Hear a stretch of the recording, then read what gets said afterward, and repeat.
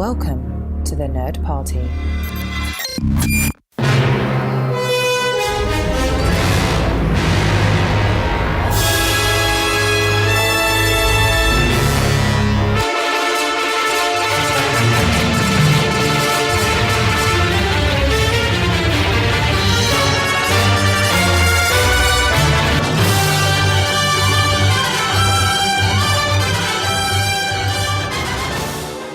Welcome, everyone, to a very special episode of Aggressive Negotiations. We decided to celebrate May the 4th be with you in grand style. And to do that, first, I've got with me, of course, my friend, local Jedi Master, John Mills. John, how's it going, man? I'm doing just fine, Matthew Rushing. How are you? I'm doing fantastic. What's weird, John, is usually it's just you and me here in the council chambers, but now we're surrounded by all these like blue glowies, these transmissions. Yes. It's we've got the entire council here. It's the miracle of the HoloNet has brought everybody to us. I love it. I love it. Well, all of the nerd party is here except for the girl. She could not be here today, unfortunately, but we have brought the council together. We've got Tristan Riddell. Hello, everyone. I am so utterly excited to be on Aggressive Negotiations. It's been a not so secret want to come on to your guys' show. So thank you so much for having us. Glad to have you here. I'm glad that we could make your dreams come true. Yeah, that's fantastic. We've got Matt Hansen. Hi, everybody. Thank you for having me. I can't wait to watch this again. I credit this film with reawakening my Star Wars fandom, so very happy to be here. Thank you for having me. The puns have begun. The puns have begun. There we go. And Lee, welcome from the other side of the pond. Thank you very much. I'm here with my tartan lightsaber, so I'm ready for this. Oh, nice. You have the one and only tartan lightsaber, correct? I know. The Pearl lightsaber isn't so special anymore. They've gone plaid. Spaceball 1, they've gone plaid. Yeah, that's right. That's right where I went. Oh, man. Awesome reference. Goodness. So we are going to do something pretty special today. We are all going to sit around. We are going to watch The Force Awakens together, and we're going to commentate and hopefully bring and shed some light on some things, make you laugh and have a great time, and celebrate Star Wars together. So, I don't know, John, what do you say? Do you think we should just give everybody a countdown and we'll get it started? Yeah, let's give everybody the countdown. Cue up your various devices, and we will be ready to go in 3, 2, 1, play. Punch it. Ooh, Lucasfilm. No, there's no orchestra going on right now. Is something wrong? Right. I actually like the fact that there's no fanfare. I missed the 20th Century Fox, though. There was no way they could match it, so they didn't try to, and I appreciate that. I think that's really smart. Although that note's a little off. That bothers me. What do you mean? Explain that. The first note of the fanfare is very obviously not London Symphony Orchestra, and that kind of took me. I remember the first time I watched it, the horns are either a little flat or just not as powerful as I'm used to, and I'm dead serious. Like I heard it, and I did a little head twitch. And I was like, yeah, that's not quite right. You are spot on. I listened to the Revenge of the Sith soundtrack today, and it's definitely different. Yeah. Yeah, but of course it's important to point out that with the prequels they didn't re-record the opening fanfare. That's why it sounds so exact each time. I didn't know that. I know they recycled it for Sith. They copped to that, and I'm pretty sure they recycled it for clones as well. I think Luke Skywalker's Vanished is definitely one of the best. This is one of the best opening crawls of the whole franchise. All right, now tell me why, because the thing is I'm sort of ambivalent on it. I'm not sure. It's not my favorite, but why is it your favorite? For me, it's not my favorite, but I think that Luke Skywalker's Vanished. See, as an opening sentence, that really just grabs you in, and it's just something that, why is he vanished? Where's he vanished to? And that immediately starts you going for this adventure. Yeah, well, and it also played into the fact that he was apparently vanished from all the marketing for this film, so we were all wondering where he was, and we wanted to know why. So that first sentence really just pulled me. I agree with you guys that seeing Luke Skywalker's name first kind of gave me hope. Like, oh, okay, all right. So like, even if we don't see him right away, you know, like we're going to be surrounded by this Luke Skywalker story. But I don't know. I think Revenge of the Sith opening up with war. That's just, I don't know. For some reason that just trips my trigger. That always played too corny for me. I wanted to see it should have been war. What is it good for? Exactly. No, because that's so evocative of the World War II headline, the famous World War II. Exactly. Yeah. That's what I liked about it. Now, well, and I think for me too, what plays later on in the film as to why we have Luke missing, and the reason he left.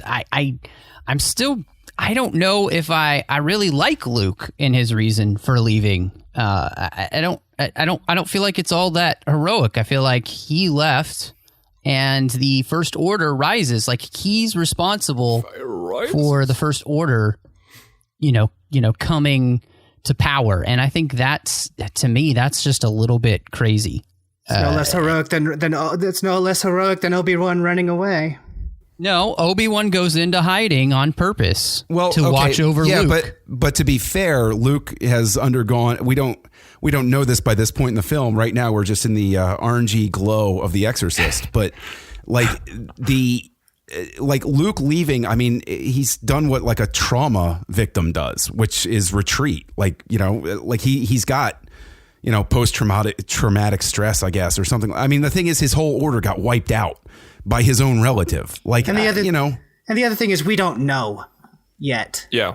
We've literally got other people's opinions as well. I was always frustrated that, at least for me in this film, that both of the stalwart men that we had grown up with both have bad things happen and run away from their problems. Rushing, well, that's kind of life. I get what you're saying, and I agree with you, but I also agree with Hansen because I think there's a middle ground that we can find where, like, as it stands right now, from what we know, I think it's kind of weak. But I do believe that they could solve it and they could bring it back from this disbelief if they give us an actual good reason and they give us more information. Yeah, that's something that John and I have talked a lot about. Is will this film be made better in retrospect after we see 8 and 9 because it makes more sense? One of the first reviews I read for this said that episode 7 is a great movie, but it's going to be made obsolete by episode 8, that it sets so much up for 8 that really maybe not much of what we can actually take away from this. It's more set up for what's to come.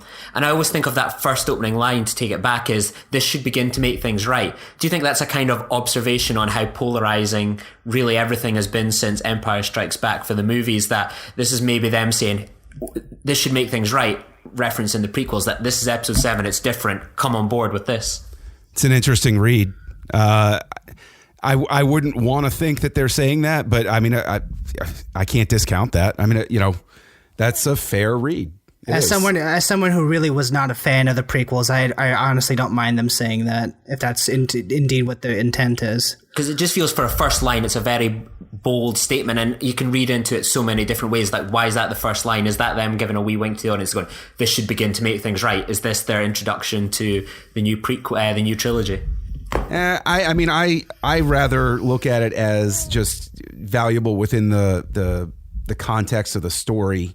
You know, I mean, if that works as a read, then sure. But I don't think that would be a primary reason for them putting it in. I mean, I'm more focused right now on the fact that they've reclaimed, because stormtroopers unfairly, I think, have been maligned as, you know, poor shots and bad soldiers and everything. This opening sequence, what I'll say that they've reclaimed primarily for me is the idea that the stormtroopers are hardcore fighting force. Like, they're not to be screwed with. They're dangerous. This is the first time I actually felt that they were dangerous. And it's the first time, too. Like, what's interesting is that they're more like clones. That's what makes them so dangerous. Like, they are raised from birth to be this. You know, they're very much like clones. They're kind of in this program to make them great. You know, whereas, you know, the stormtroopers were just subscription force. You know, people signing up to be a part of this, and necessarily were great, but these people have been stolen from birth to be made this. So again, it's like, it's very interesting that they're harkening back to the prequels in the sense that the clones were way better than stormtroopers ever were. I mean, they were never shown as being anything but crack shots and an amazing fighting force. So I love that. Then again, I'm so glad that these aren't clones. So glad. No. Well, I like that as well, that they've got personality. Like, you see moments in the film where you see the stormtroopers and they respond in a unique way to a situation, or they have a little bit of personality. And I think that's really good. It kind of reminds me a bit of A New Hope, when you would get them just sort of going around their daily business, that being a stormtrooper was a job in a way. Well, I mean, it's a different sentiment about the military. I mean, the way that the stormtroopers are portrayed sort of have given the thought behind the military for the filmmaker or filmmakers. I don't know whether they did it intentionally or not, but the idea, the stormtroopers in the first trilogy, they're soldiers, and they're all made to look alike. They're like the British Redcoats or the Nazi stormtroopers, hence their name. But the clones are really, I mean, honestly, Lucas is, he's of the 60s generation, sort of the thought that the military is nothing but a bunch of, automata that are, incapable of this. And I know that the Clone Wars series, individualizes the troopers and stuff like that. But in the text of the movies alone, I'm not bringing in the Clone Wars series into this. And I think that this is more hearkening back to the idea of, I think, Lee, you said the spark of personality is possible, at least. We don't know by this point that they've all been brainwashed, but we do know that they're a dedicated fighting force, and that's what. So it's I'm glad that you brought that up, because that, like, about stormtrooper personality, that's what made this different for me. Like, when we saw that, we're still in the opening scene, but when we saw that opening scene, when I was in the theater, and everything was going around as usual, like stormtroopers were running around and wreaking havoc, and I was just like, okay, business as usual, cool. And then that stormtrooper died and put his hand on Finn's face, and then all of a sudden the camera focuses on Finn. Think about that. The camera focuses on Finn and follows him. From that moment on, things were different, because we've never seen that before in the Star Wars movies, and I loved that. And I'm right in assuming that the stormtroopers in the prequels, like, every one of them was a CGI. Is that correct? In 2 and 3, there was never actually a real stormtrooper that was a person in a uniform. No, is that correct? Well, yeah. It was Tamura Morrison in Sith. It was Tamura Morrison in blue body sock, so that they could, put the armor on digitally. And in Clones, I believe you're right, because I don't think we see anybody take their helmet off, but they are, at least in Sith, they are at least given, there is personality. Cody has personality. But in terms of treating the trooper as someone who is, capable of, I guess, PTSD, like, this does humanize the trooper, to speak to your point, Tristan, in the way that they show Finn's reaction even while he's still in the armor. The way that the camera jumps and, like, you jump with it. I remember that was very jarring to me. And each Star Wars movie has introduced a different type of either camera movement or camera technique or even editing technique as it's gone along. And the fact that this is the first one where the camera really conveys an interior emotional state for the character. And so that was nice for me. I was like, oh, cool. I'm inside this guy's head. I like that. Now, I love that the first time that we see Rey, that's actually speaking of stormtroopers, that's actually goggles from a stormtrooper helmet. That's right. Yeah. Love that. In fact, before the Awakening, John tells you all about the story about how she creates those goggles. So that's true. The book before the Awakening. That's right. But I loved to, I'll cop to it. The marketing for the movie was so practical effects, no CG bad, terrible, that I loved poking fun at Rey's introduction, because I was like, oh my gosh, they built a whole Star Destroyer and crashed it in the desert somewhere. Oh my gosh. Like, it's one of those things where it's like, I really wish they hadn't drawn my attention to the effects Some metal detector guy is going to have some fun on the beach one day when it just starts going off. What's this underneath? Is it some nickels? And it's actually a Star Destroyer. Is it some nickels? Well, and I mean, that's the thing. I would have much rather, and especially John, when we talked on the show about the extras, I would have loved to have seen the way that they just took technology forward again, because here it's about using every single type of technology to create this massive look, this massive scale. And, that's more interesting to me than saying, oh, we're doing everything practical, because it's not true. Even the practical scenes have CGI augments to them, whether it's BB-8 or Unkar Plot or something like that. Everything's being tweaked and done through the computer, like this scene right here. I mean, obviously, it's all a CGI shot, but, show me how you put it all together, make it, and this bird is awful. I disagree. I disagree. I like it's that. awful. I completely disagree with that. That bird looks like it belongs. Bird's I love that awful. it's he evolved to live in that way. environment where he has a massive beak that can spark and hunk at metal. I love that.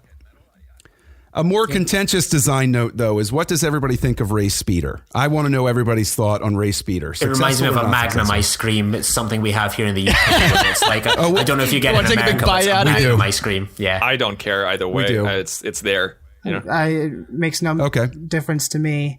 I like that it looks like something that she created. It looks like a thing that you just cobble together out of whatever you have. I think that's what makes it successful. Yeah, it's funny looking. It kind of looks like a fudgesicle, but I love that it looks like something that she would have built out of what she could That's find. true. I did appreciate that it wasn't streamlined. I just want to say this about the CGI versus practical debate in this. I understand that any film made these days is going to have CGI in it, and I understand that even when you use practical stuff, it's going to be augmented somehow by CGI. That really doesn't bother me, and as someone who, out of all of us, was the least into Star Wars when this came out, and has since I've become like a reformed fan.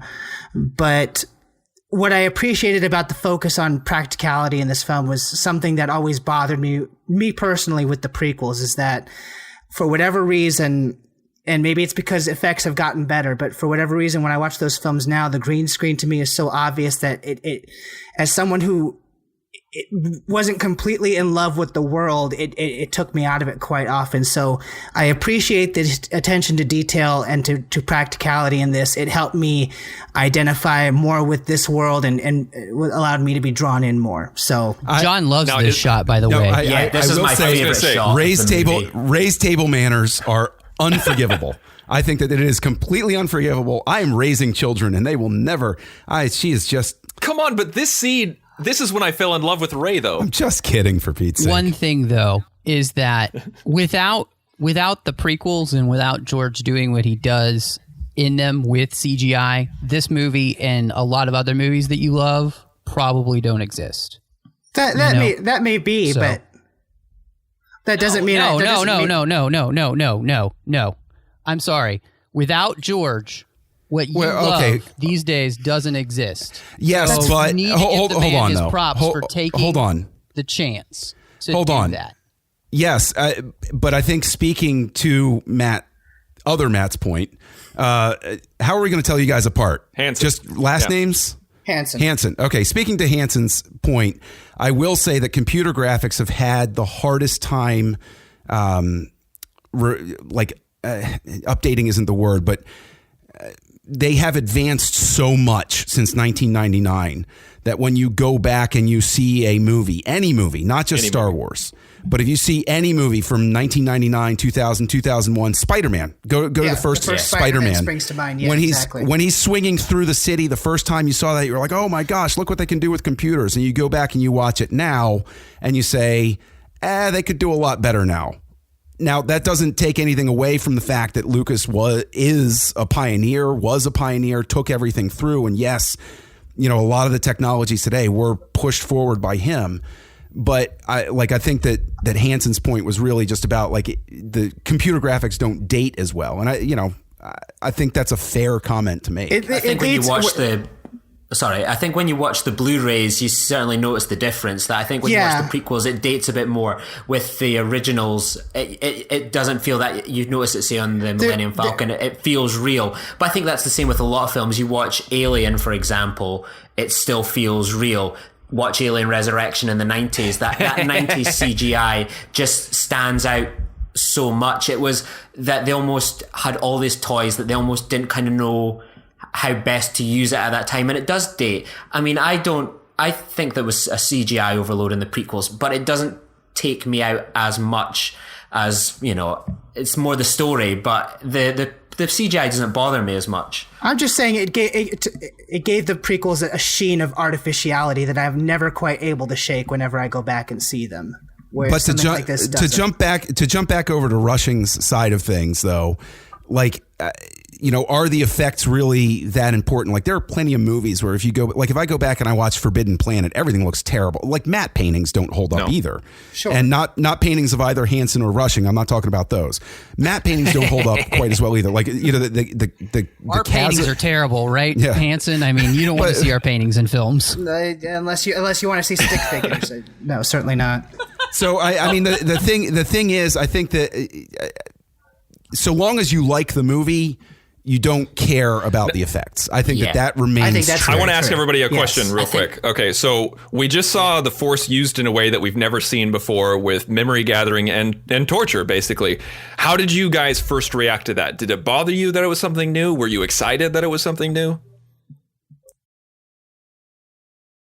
It wasn't really much of a problem, because when we think of how little we've actually seen Sith in the movies using their powers, it's only natural that we will learn more. That I think Kylo Ren's probably the most that we spent with one Sith character in a movie, if I'm maybe right or wrong here. So if to see him using new powers is only natural, and different things that he's learned from different masters doesn't surprise me.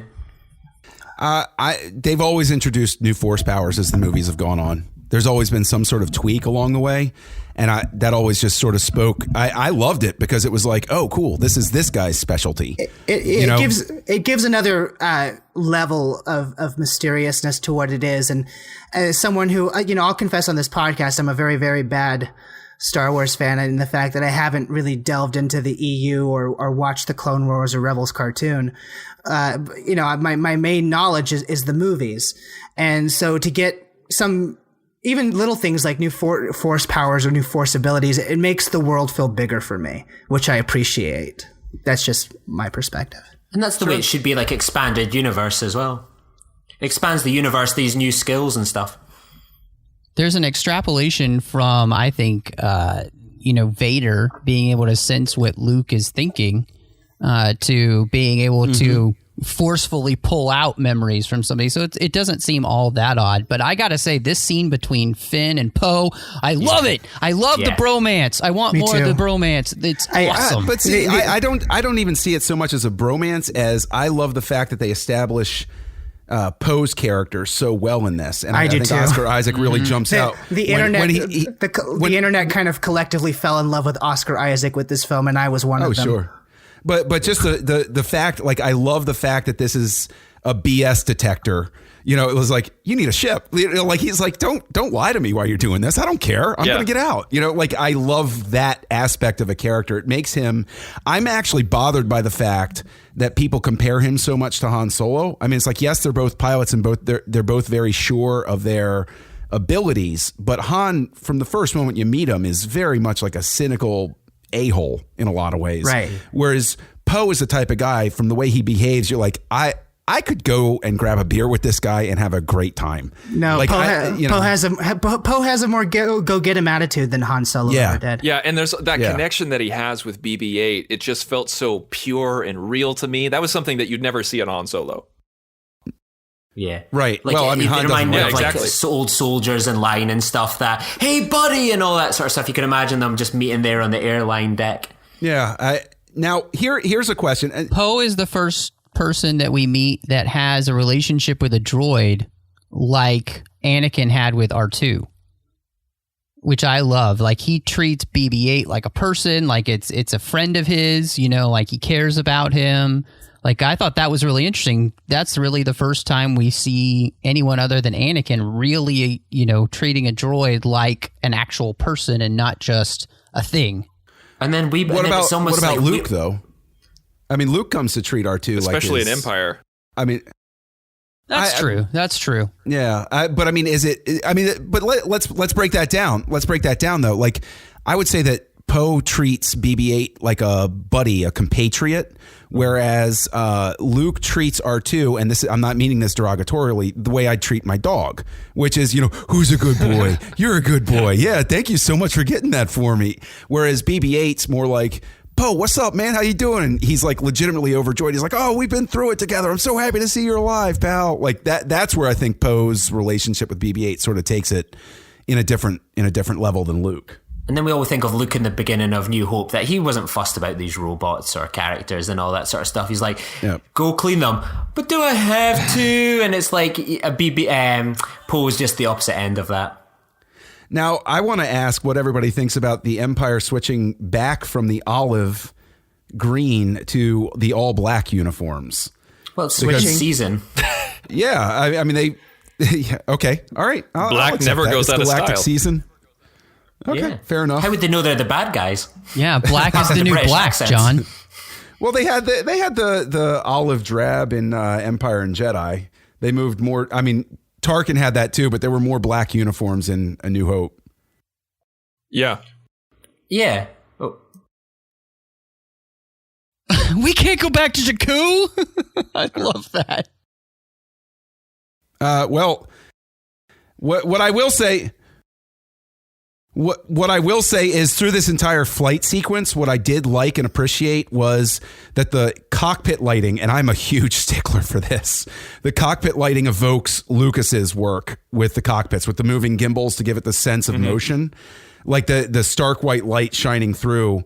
This was a real good attention to detail that I liked, that made me feel like I was in a Star Wars movie in that scene.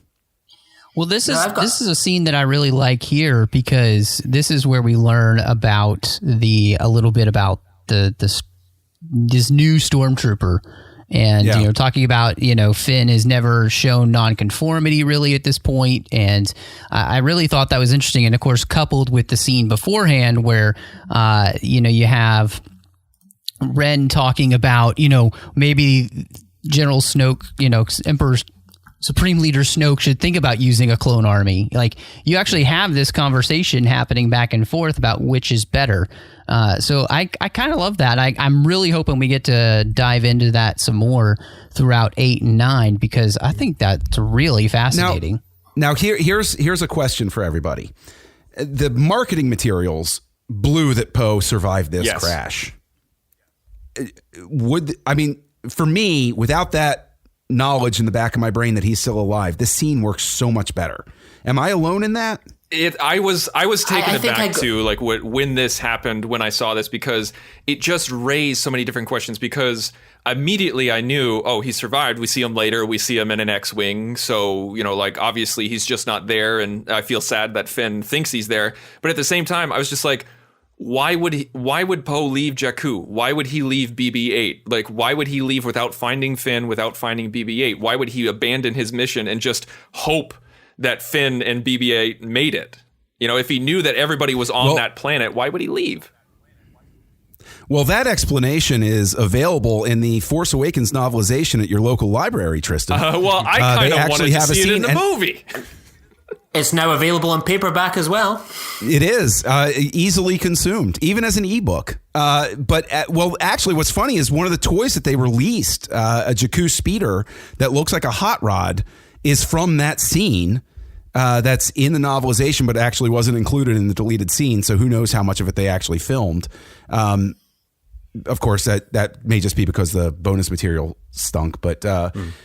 There was a whole thing, and I'd be interested, Tristan, or for anybody who hasn't read the novelization, read the novelization and report back. Like, would the movie have worked better with this scene? For me, I'm like, it would have worked better because I knew Poe survived, but at the same time, it's like the sandstorm scene in Return of the Jedi. As a fan, I'd love to have it in there because it has some exposition that isn't really teased out later. But at the same time, the way that it's cut in the final cut, I wouldn't want to insert it, if that makes sense. There's some other things, though, in the novelization, too, John, about the Leia's aide who goes to the Senate, and that's the person we're seeing when the planet's blown up. So some of those scenes, I think, would have added a lot to the film and really given some weight to what gets destroyed. Whereas when that happens, like, who cares? Like, it's, oh, the Republic's gone, but I don't know anybody with the Republic, so it's and they've already split Leia from the Republic, so I don't care as much. It's like, there are some things in here where I think a little bit of breathing room and maybe 10 minutes more in the film with some scenes like that really add a lot of weight to some of the story elements. For me, Russian, I thought when I watched the Leia deleted scene the other day where you see her doing what she's doing and stuff, and I felt that took away from the special moment when you get to see her later on when Han sees her and she's come down. I think that if I was trying to put the deleted scenes into the movie and thinking, oh, how would I feel if it was that? And I think it's better for me seeing her the first time outside the temple then. So even though I think maybe in the book, I think it would work better knowing what Leia's up to, I think for a film, it works better when we see Leia later on. And I'm the same as you. I could love a whole extra bit of backstory, but I just feel film-wise, it works better without that scene for that moment anyway. You like the reveal? Yeah, I like that reveal, and I think it's worth getting the reveal than in the scene where you're just seeing her kind of buzzing around the resistance base. As someone who hasn't watched the deleted scenes yet, so what you're saying is Leia would have been in the movie earlier than when she shows up? Yes. Yeah, that's one of those times when I was just like, I wish it could have served both masters, because Rushing, I 100% agree with you that we needed more world building. We needed that stuff. We needed to know who that aide was and why she was there, and what the New Republic looks like. Even if it's just a couple of lines of exposition, I feel like we needed that. But Lee, I also agree with you that would have just killed the reveal. That would have killed the reveal. Yeah, as a movie, I'm kind of coming down on the side of Lee here, because I really loved that the first time we see her is the first time Han is seeing her in God knows how long. But a few lines about later when they're talking, instead of saying, tell me when that helped, and don't say the Death Star for the cheap laugh from the audience, have her be like, I lost my trusted aide when the Republic homeworld blew up, and at the very least you can be like, oh, that's why the camera panned. Yes, okay, I gotcha. Yeah, because they never even reference really what happened. I mean, the entire Republic is gone, and they never reference that in the film, and it's just obnoxious. They blew essentially. And Lee, just so you know, this is our national capital. It's like they blew up Washington D.C. Oh yeah. So, are you familiar with D.C., Lee? I just want to make sure. I believe it's what's it called? It's all the villainry and scum are all located there. But it's our version of it's for me, called Washington. My problem with I think the problem that the film has in a way is that I agree with you. The scene of them blowing up the Republic is totally. It adds nothing. For me, if they had destroyed maybe just a fleet, that would have been more interesting and probably made more sense. Well, if the fleet had been easier to see. Yeah, that would have been cool. But I think in a way it's almost interesting if you kind of view it as, okay, this happened, and while I think it would have been so much more interesting if we had found out about the aid, found out what was going on with Leia, the Republic, and really felt that a bit more, I almost try and view it as, right, this is what's happening through Rey and Finn's worldview, and I almost only know as much as they do during this movie, that everything they know, I know, and I almost don't need to know more in this film because I'm trying to view it through them. Whereas if it was, say, a book or an expanded universe, I'd want all that more information. But if I'm trying to view it, I view it through their worldview, and that makes it a kind of a flow as well as it does, as opposed to maybe having the side missions, which maybe work better in the book, I think. I love that. Well, and one of the things that I noticed, and this came straight from JJ, some of the truncated editing he uses in Into Darkness comes into this film, where everything is just, it really is. It's faster, more intense. Everything's moving at such a breakneck speed that there isn't always enough exposition. And that happens in Into Darkness as well. He cut some scenes and things like that would have really helped the actual storytelling element and some of the things you would have liked to have known. And he does the same thing here. And I find that sometimes he's a little bit, and John, we've talked about this, that sometimes even Lucas would do that too. You'd cut a scene too much. And it's like, sometimes it's okay to let things breathe. There is actually a scene in Revenge of the Sith, even though it's my favorite of the entire series, that we pick up in the final cut literally in the middle of the scene. And the rest of the scene is only like another 45 seconds. But it contains so much dialogue. It's when Anakin gets appointed to the Chancellor says, "I'm appointing you as my personal representative on the Jedi Council." Like, there's an extra 45 seconds of that occurs beforehand. That is so, the exposition in it is so much better, like, and fleshes things out. But how did everybody feel about seeing the Gunwell? I love seeing the Gunwell, but here's something that really bugged me is that, and this is all just personal crap, but like when she says like, "Oh, the garbage will do," it just kind of is reminiscent of A New Hope, where, you know, like Luke says, "What a piece of junk," and it's like, personally, like, because I was raised on this, like, I am so protective of the Millennium Falcon, and I know it's an in-universe joke, but I'm just like, you guys don't even know. You don't even know how amazing that ship is. Well, I mean, you know, the fact that it flies this well for the first time in years. And I will say, one of the things that I truly appreciate is the fact that Rey doesn't just pick it up and start flying it perfectly. Yeah. I think that it's actually a really nice bit that, you know, like that she's having trouble maintaining it, getting it to get altitude, and she's like crashing into things. I really appreciate that.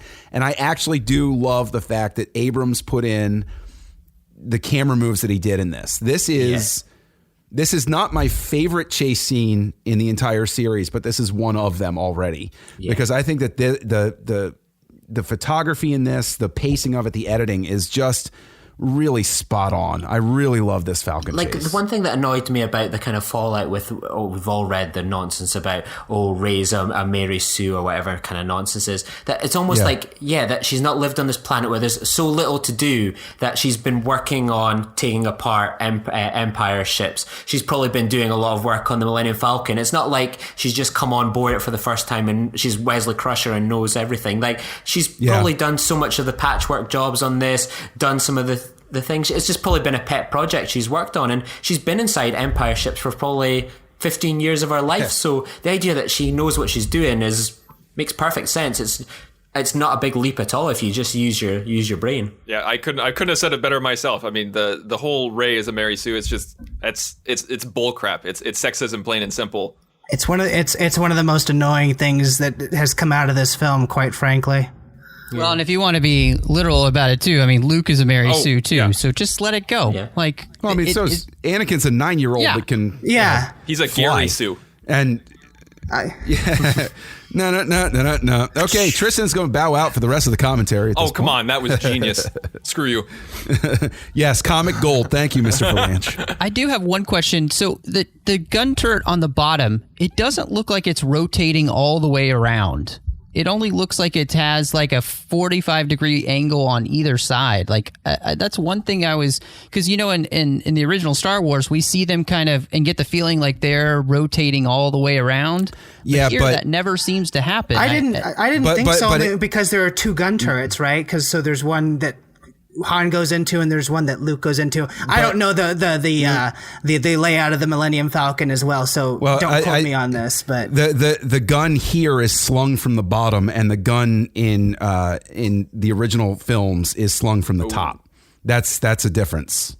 Okay. The actual gun mount, like the screen that they're looking at is in the same place, but I'm fairly certain that the actual mounting of the gun is like head level, whereas this is down by the crotch. But are there two of them? Because there are obviously two separate gun turrets in New Hope. Yes. So okay. Yeah, there's you have the ventral and the dorsal. I love that people as soon as a ship crashed, I love that they showed people just going after it to harvest the materials. That's where the money is. I love that. It's worth 12 portions. So what did you guys think of? Like, I was familiar with Yeah. Like, how were you in America when, like, you heard that, say, Daisy Ridley and John Boyega, Gleason, a lot of these British actors were being cast in what is always considered a very American movie, that there's this huge British influence in the cast. Did you know these actors and actresses? What was your kind of feeling seeing American, a franchise almost being taken over?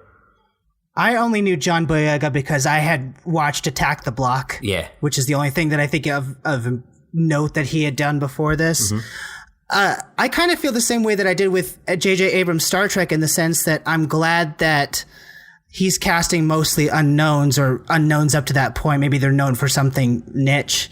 But for me, when you're introducing a new chapter into a pre-existing world, it helps me not see just the actor. It helps me see the character. That's something that I appreciate. Absolutely. And Lee, totally I didn't even really think about it until you said something. So to me, I didn't really care. I didn't really think about it as the Brits taking over. I mean, like, I'm glad that they didn't give Finn a British accent as well as Rey having a British accent. But I do like that we're kind of slowly moving away from the British accent equals evil. Well, only half the movie the characters are evil and space Nazis, so we're getting there. Well, yeah, I mean, it's a deep-rooted, subconscious thing. We did fight for our independence from the evil, nasty British Empire. All about the Revolutionary War. It can all go back to that. I mean, I love how Eddie Izzard even talks about that. About, like, that's why all the bad guys are British in Star Wars, is because of, they're not the redcoats anymore; they're the greycoats. And I suppose Andy Serkis, Domhnall Gleeson, all British. I was actually lucky enough, I went to see Star Trek live at the Albert Hall, where they did it with Michael Giacchino in the score. And I met Andy Serkis in the hall in the reception area. And someone, could you take a picture of us too? And I was like, oh, wow. And I thought, he must have just come from the Pinewood set. And then J.J. Abrams and Simon Pegg came out and they went, we're introducing someone he's only just come here from shooting a small film. It's J.J. Abrams. And all these Star Trek fans were just like cheering, like, Star Wars. And you always think back to the 90s, and it seems to have really changed. There was such a rivalry between Trek and Star Wars that seems to have just evaporated in the past few decades. I don't know. Maybe it's my perspective, but it always seemed like the Trek rivalry thing was one-sided, because I've yet to meet a Star Trek fan who actively hates Star Wars. I've met much more vice versa. See, my personal anecdotal experience is the complete opposite. I've met a lot of people in my life that were Star Trek fans that just talk derisively about Star Wars. Really? Absolutely, with contempt. See, I never encountered. Maybe that was a time of because I with all due respect, John, I don't know how much older you are than me, but maybe 35 years. I am 35 years older than anybody in this. But what I'm saying is, maybe it's a function of the time we grew up, because I mean, when I was a kid in the 90s and early 2000s, so Star Wars was it. Sure. No, I do think that it has changed through time. I was there in the old Usenet days, back when Star Wars and Star Trek fans were attacking each other, and I was standing in the middle like, I kind of like both guys. Can't we just get along? There's brilliant videos on YouTube. I have to comment on this Star Wars scene. Fans winding each other up while they're waiting in the queues for each other, and you wouldn't get that these days. No. Rushing, you said you had something to say about the scene? Yeah, I just wanted to comment on the scene, and the Millennium Falcon's getting taken into Han Solo's ship. They don't know it's Han Solo's ship yet, but this big cargo carrier. And I just have to say, this is one of the things that just really let me down about the film for the most part, was the ship design. There's like nothing exciting about this cargo carrier that Han has. Like, there's nothing distinctive about it. It doesn't. It just looks like a big box.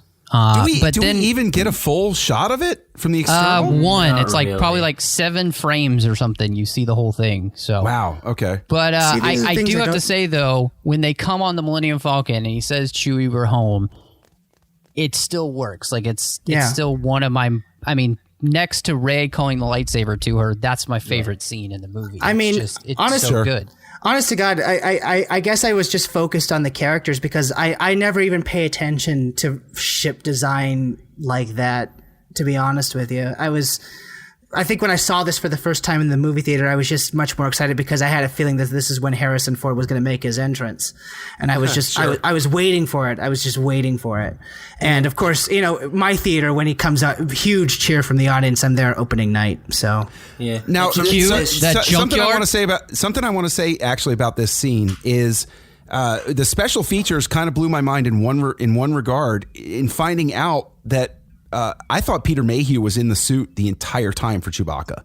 And to find out that he wasn't absolutely floored me because the guy they got picked up his movements perfectly. He wasn't in the full suit the whole time? Not the full time, no. Really? No, he's only in a few scenes, actually. He's had a lot of knee problems. Yeah, and what is especially amazing about that is I will never forget the story Kirshner talking about. They shot footage during Empire Strikes Back with another actor, and they had to throw it all out and reshoot it because the guy didn't move like Mayhew did. And he was like, you could tell it was somebody else in the suit, and we had to completely reshoot those things. And hats off to the guy because he didn't even get credit till those special features came out. I had no idea there was somebody else in the costume. I had no idea until you just told me. A quick anecdote about Mayhew and his issues that he's had. Like, he's had a lot of knee issues. You see him walk with a cane a lot, and it's a Star Wars cane. It's awesome. And he had to wait to get his knee replaced because the machine that is built to build a fake knee was not big enough to build his knee. So they had to build a new machine to build his knee. He was insane. Wow. That's crazy. That's amazing. How big is the guy? I never looked it up. He's 7 foot something. Wow. I forget. Okay. I forget what the exact measurement is. And Lucas actually made a joke back when he filmed the prequels, when they did Sith, where he said, back when I, cast the original, like it was really tough to find somebody that tall. And he goes, and nowadays you just go to a basketball team, you can get a whole ton of people that are that height. And it's funny because is it just that people, they still had basketball back then. Why was it so much harder to find somebody else that could fill in the suit? Why don't we have Kareem Abdul-Jabbar as Chewbacca? Well, he was already committed to shooting Airplane. So, Yeah, okay. To answer your question, John, real simply, I won't hang on this, but it's nutrition. If you go back in time, the further you go back in history, the shorter people are. And you can actually track it as like the average height of someone. They say that like Jesus Christ was probably like 4.5 feet tall. And, it's just insane. It's all because of better exercise, better nutrition. And so we can just grow more. So basically what you're saying is we're living in the right period of history. We should truly be enjoying basketball. Yes. Yeah. Okay, great. This breaks my heart that one of the only 2 Scottish people in the movie is a grass and hates Han Solo. So it's heartbreaking. But see, I actually took this as a nod to Declan Mulholland, the guy who was standing in for Jabba the Hutt when they shot the original Star Wars. Was he Scottish? Yeah, he was Scottish, yeah. Han, my boy. But sorry, Lee, I know I offended you with my the other thing that bothers me with like the other band, the Kanja Club, is like it's the cast of I don't know if any of you have seen it, the amazing movie The Raid, the Asian action movie. And when I heard they were cast, I was like, wow, what kind of funky action scenes are they going to be put into? Oh, they're just standing there and they get you in. So if you ever see The Raid, it's like the biggest disappointment when you see this cast and then they just stand around. But isn't one of the guys from The Raid in Rogue One now? I'm not too sure. No, I don't think so. I think the guy you're thinking of, I'm trying to remember his name, Donnie Yen? Yen. Donnie Yen. Is he from The Raid? I haven't, Yen. Okay, I've only seen it spelled, so I don't know how to pronounce the Latin. Okay.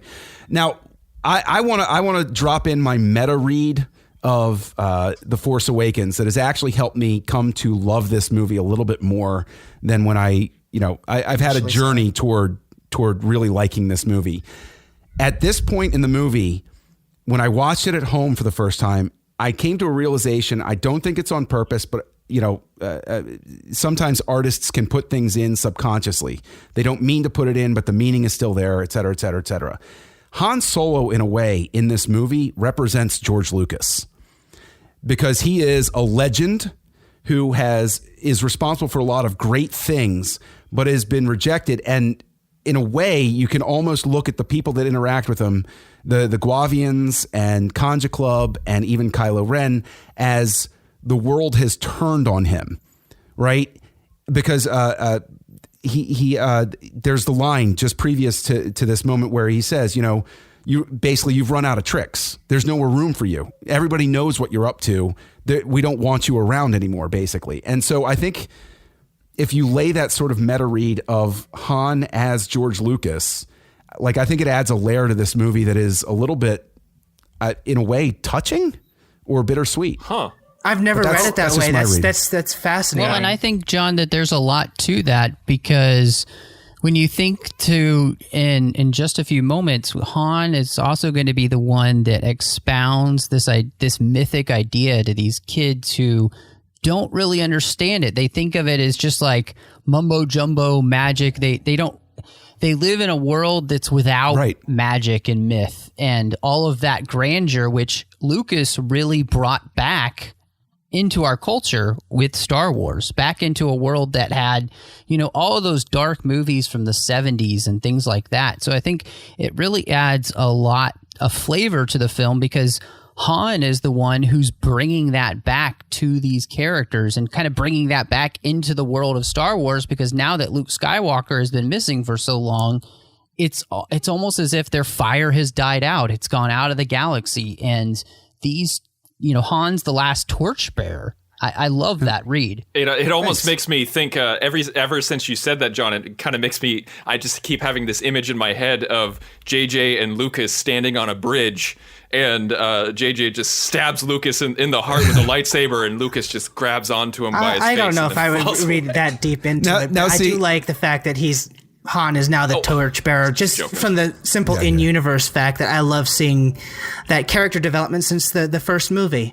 Where For me, it's Luke Skywalker that's George Lucas in this movie, that Luke Skywalker's vanished. Well, George Lucas has vanished. He's not involved really at all in this movie in any kind of real sense of the word on like the payroll, and that this whole movie is about trying to find Luke Skywalker. When you think that how many parallels there is between this and the original trilogy, that they're trying to find that spirit that George Lucas brought to Star Wars. And at the end, if you say the film's a success and you enjoy it, you love it, you think, wow, this reminds me of the old days that I loved with Star Wars, then what do we get at the end? We found George Lucas in almost a way that he's Luke Skywalker. We found him at the end. The lightsaber's out there, and it's the bridging of the two worlds, Rey of the new, Luke Skywalker of the past. And, that's it for me, that Luke Skywalker is George Lucas. Well, there was an article I read in the New Yorker back when the special editions came out, where they were talking about it, and they said Luke S is a stand-in for Lucas, and so that was their surface read of things. But I mean that's the thing, though, is like it sort of comes down to, I don't know. I think that mentally I have added that read in a sense, because one of the things I struggled with very much was the Rathtar scene, because I felt that if there was anybody that wouldn't need an excuse to jump on the Falcon and go look for Luke, it's Han Solo. And so it felt to me when I first saw it, I was like, why are you having this Rathtar scene? Why are you pushing Han onto the Falcon? Han would have gladly run to the Falcon and said, you think you know where Luke is? I'll go get him. I'll go help the kid. Yeah. There still would have been that love. And so, I think maybe my read of things is possibly a mental escape to make it work. Yeah, that scene just felt like filler to me. What did everybody think of Gollum Snoke? Yeah, forgettable. Well, you guys know my opinions about how he looks. Yeah. I'm okay. Supreme Leader, not Gollum. I think I'm okay with it, only because I think we're meant to believe that this is not how he looks. So I'm looking forward to having that reveal. That's all. I think that using him as a hologram is a great dodge. It's a wonderful dodge. I love how people are saying like he's probably like 5 inches tall in real life. He's mad that Luke stole his Lucky Charms. Maybe Meager Gascon from the Clone Wars is actually Snoke. Yeah, right. Actually, yes. I kind of, not to cross the streams here, but I kind of picture him, the real form is like Baylock from that episode of Star Trek. He's yeah. He's going to invite Luke to drink some Tranya. Yes. Yeah. Yeah. It's the Howard. It's a Clint Howard or. Yeah. Oh, okay. So here's a question, because we've gotten a lot of close-ups of of the mask here. The mask was something I had to warm to over time, and I've come to love it. I've actually come to love the design of it. Did anybody else have to get to that point, or did you just see the mask and you're like, this is awesome? I liked it immediately. I liked it too, but what I think made me love it more is how, you know, for someone like Vader, the mask was a necessity to keep him alive. I like for what it does for me is more about Kylo Ren's character, and that it's a choice that's a dissociative thing to remove himself from identifying with Ben Solo. So I like what the mask does for the psychology of the character, and I think that's what made me embrace it. Cool. And he's just a fanboy as well, in a way that he's this Darth Vader fanboy. And what's the one way if you want to cosplay as Darth Vader? Well, you go make a mask and put the mask on. It's something that kind of ties into that passion he's got for the character, and it can almost hide. You can hide behind that mask that I'm being called again to the light. You know, if you've got a mask in front of you, then you can hide what your real face is saying. Yeah, dissociative stuff. Yeah, I love it. All good things. Yeah, I know some people were trying to. We're trying to discount it by saying, oh, you know, it's just a Darth Vader knockoff. And I was like, well, that's the friggin' point. Yeah. Yeah. Let me sort of gear shift here. Why do you hate that so much? Having the holographic chess set turn on is fine. Spending as much time they do showing it bothered me a great deal. It was 3 seconds. It was All 3 5 seconds. Yeah, 3 seconds, John. It just felt like the camera lingered, and it bothered me. I'm okay with it. Stop being a fun Get killer. off my lawn. Yeah, you know what? Old man yells on podcast. You know something? I have a point, and now that I know who to blame for it, it was somebody at ILM to blame for it. I will affix blame to him. I've come to not hate it, but the first time I saw it, it drove me nuts. It actually took me out of it because I was like, the way that they treated Finn finding the remote and picking it up and looking at it quizzically and then throwing it aside, I was like, that's great. I loved it. And then so shortly afterward to like turn on the holochess set and then show Chewie react to it, then cut back to it was for me. I was like, okay, don't weight all of this down with, you know, homages to what you liked about the original Star Wars, you know, like. Yeah, there's already enough homages in this film by just plot points alone. You don't need that scene. Yeah, but very big of you guys to let us have this. You're welcome. Seconds. You're welcome. You know what? I decided since this was released around Christmas, it would be my gift to you, Matt. So. Like, this for me ties into what we get later on that continues to disprove that this Rey is a Mary Sue. That how did she know how to use the talking gift to go, I want you to remove these chains and all that sort of stuff? How did she know these things? Like, she knows that the Jedi are these myths, and how many times have we probably all been around campfires as a kid and went, and they had this magical powers and all these sorts of things about legends gone by, that if you discovered that you were starting to have these powers as well, you would go, oh wait, didn't they have that ability? And then would kind of try and use some of the more obvious ones, not the most nuanced ones in the world. My only answer for that, and it's I've had to retcon it for myself because I didn't like it at first, is that when she has that moment with Kylo Ren where they're battling minds, basically, that she's pulled out some kind of knowledge of how to do some Force things because she's just had a Force battle.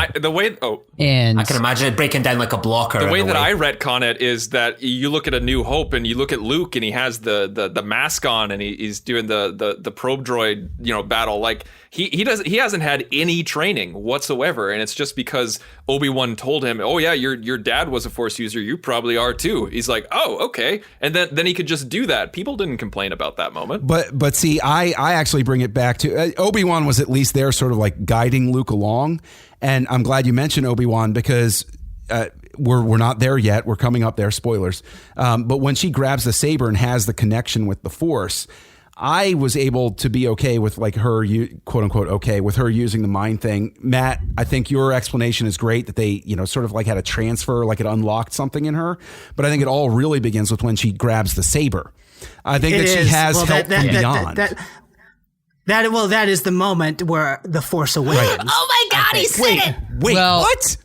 And then what is great though is that in that scene, like you were saying, John, that Obi-Wan, you hear say, "You've taken your first steps," like. So that Rey touching the saber, somehow she has taken her first steps into a much larger world. We don't know what previous learning she's had as well either. That right. All this, it's almost riding a bike. I don't know who knows what Rey's story really is, but I think maybe some of the issues people have had of how did she know all these things so quickly could be answered in the next one. That what's her backstory? Maybe has she used the Force before? It's all going to come together. It could be like a Darth Revan situation in Knights of the Old Republic. Stop! That's no, I'm not going to stop because that's an amazing game. That's the best Star Wars game ever made. It is an amazing game, and Tristan, you're actually onto something. The fact that Revan had been mind wiped and forgotten, and she actually. Yeah, I haven't played the game. You guys just spoiled the whole game.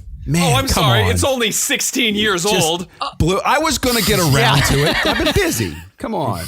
It's only the same time frame between you and Matt Hansen age-wise. Really? No, we're not. Oh, whatever. What is he? He said he was 35. I'm 27. Oh, no. I said I was 35 years older than everybody. You are not that much older than us. I'm an ancient man, Matt. I am the Maz Kanata You're of this our podcast. Maz Kanata. Yes. You've got eyes that look like a thumb. Yes. Oh man, I heard that I have the other to say, I wish that I'd never heard that. What, butthole eyes? Oh, come on. The glass just broke in my mind. The seal was broken, and I was like, son of a... Well, I mean, I think it's funny. I think it's cute. But Maz Kanata, for me, here she comes, easily the most Lucas-like character in this entire film. Like, I actually love it. I'm kind of okay with it. Isn't she from Charlie and the Chocolate Factory, though? Wait, what? What'd you say? Doesn't she look like she belongs in Charlie and the Chocolate Factory? Making an Oompa Loompa She looks like an Oompa Loompa. Oompa Loompa. Here is the saber. Okay, I got you. Where is Luke Skywalker for you? I think I'm just sold on it because I like Lupita Nyong'o's voice. She does a fantastic job because, and that again, that's something that not us. We're all very well educated people on this podcast, but a lot of people, I think, discount how important it is for the voice to work. Like, the voice is what makes a CG character work, and her voice brings Maz Kanata to life. I've loved her since the first show. Right. I love that dude's mouth is just an old-timey mic. Yeah, I know. Maybe he podcasts. Yeah, I love that robot. Well, that's what it adds a very Lucas aesthetic. I mean, you look at some of the designs in the cantina from the first movie, and some of them are like, one step away from old werewolf costumes. And you have you have Qui-Gon Jinn's Lady Gillette razor communicator.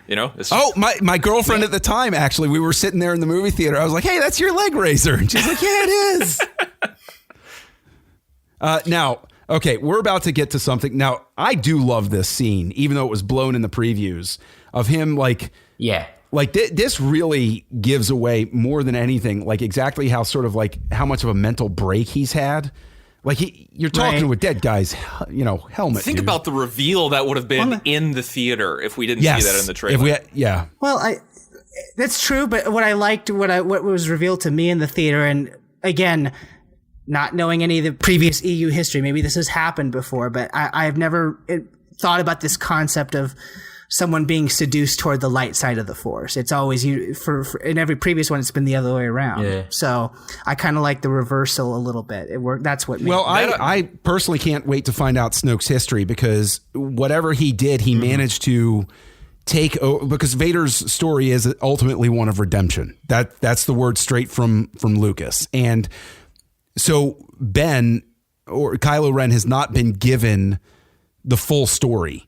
How is it that this guy Snoke managed to reappropriate Vader's history so that even Ben's uncle couldn't persuade him as to what the truth was? I'm fascinated to find out. Do you know what I think he's maybe told him? I reckon he's told him that Luke Skywalker killed Vader. It would explain maybe why he turned on Luke so aggressively. that Luke manipulated Vader into thinking he was... That Luke killed Vader, that instead of Vader dying in a heroic act, that he went, Luke Skywalker killed your, grandfather, that he struck him down, he killed the Emperor, and that he's poisoned his mind against Luke, not saying, Vader did all this amazing thing at the end. He's just told him, by the way, Luke Skywalker killed your grandfather, and wait, what? And it's just... And that's something that's actually in the novelization that really actually helped. There's a bit of a conversation between Kylo Ren and Supreme Leader Snoke, where Snoke goes into it a little bit about saying how Vader was seduced by sentimentality and by the light side. And so you see why Ren himself is talking about this idea that it's almost as if he wants to go full on Dark Vulcan, where he wants to purge all goodness from him, because that's what kept Vader from really being able to complete his mission, was this achieving full potential.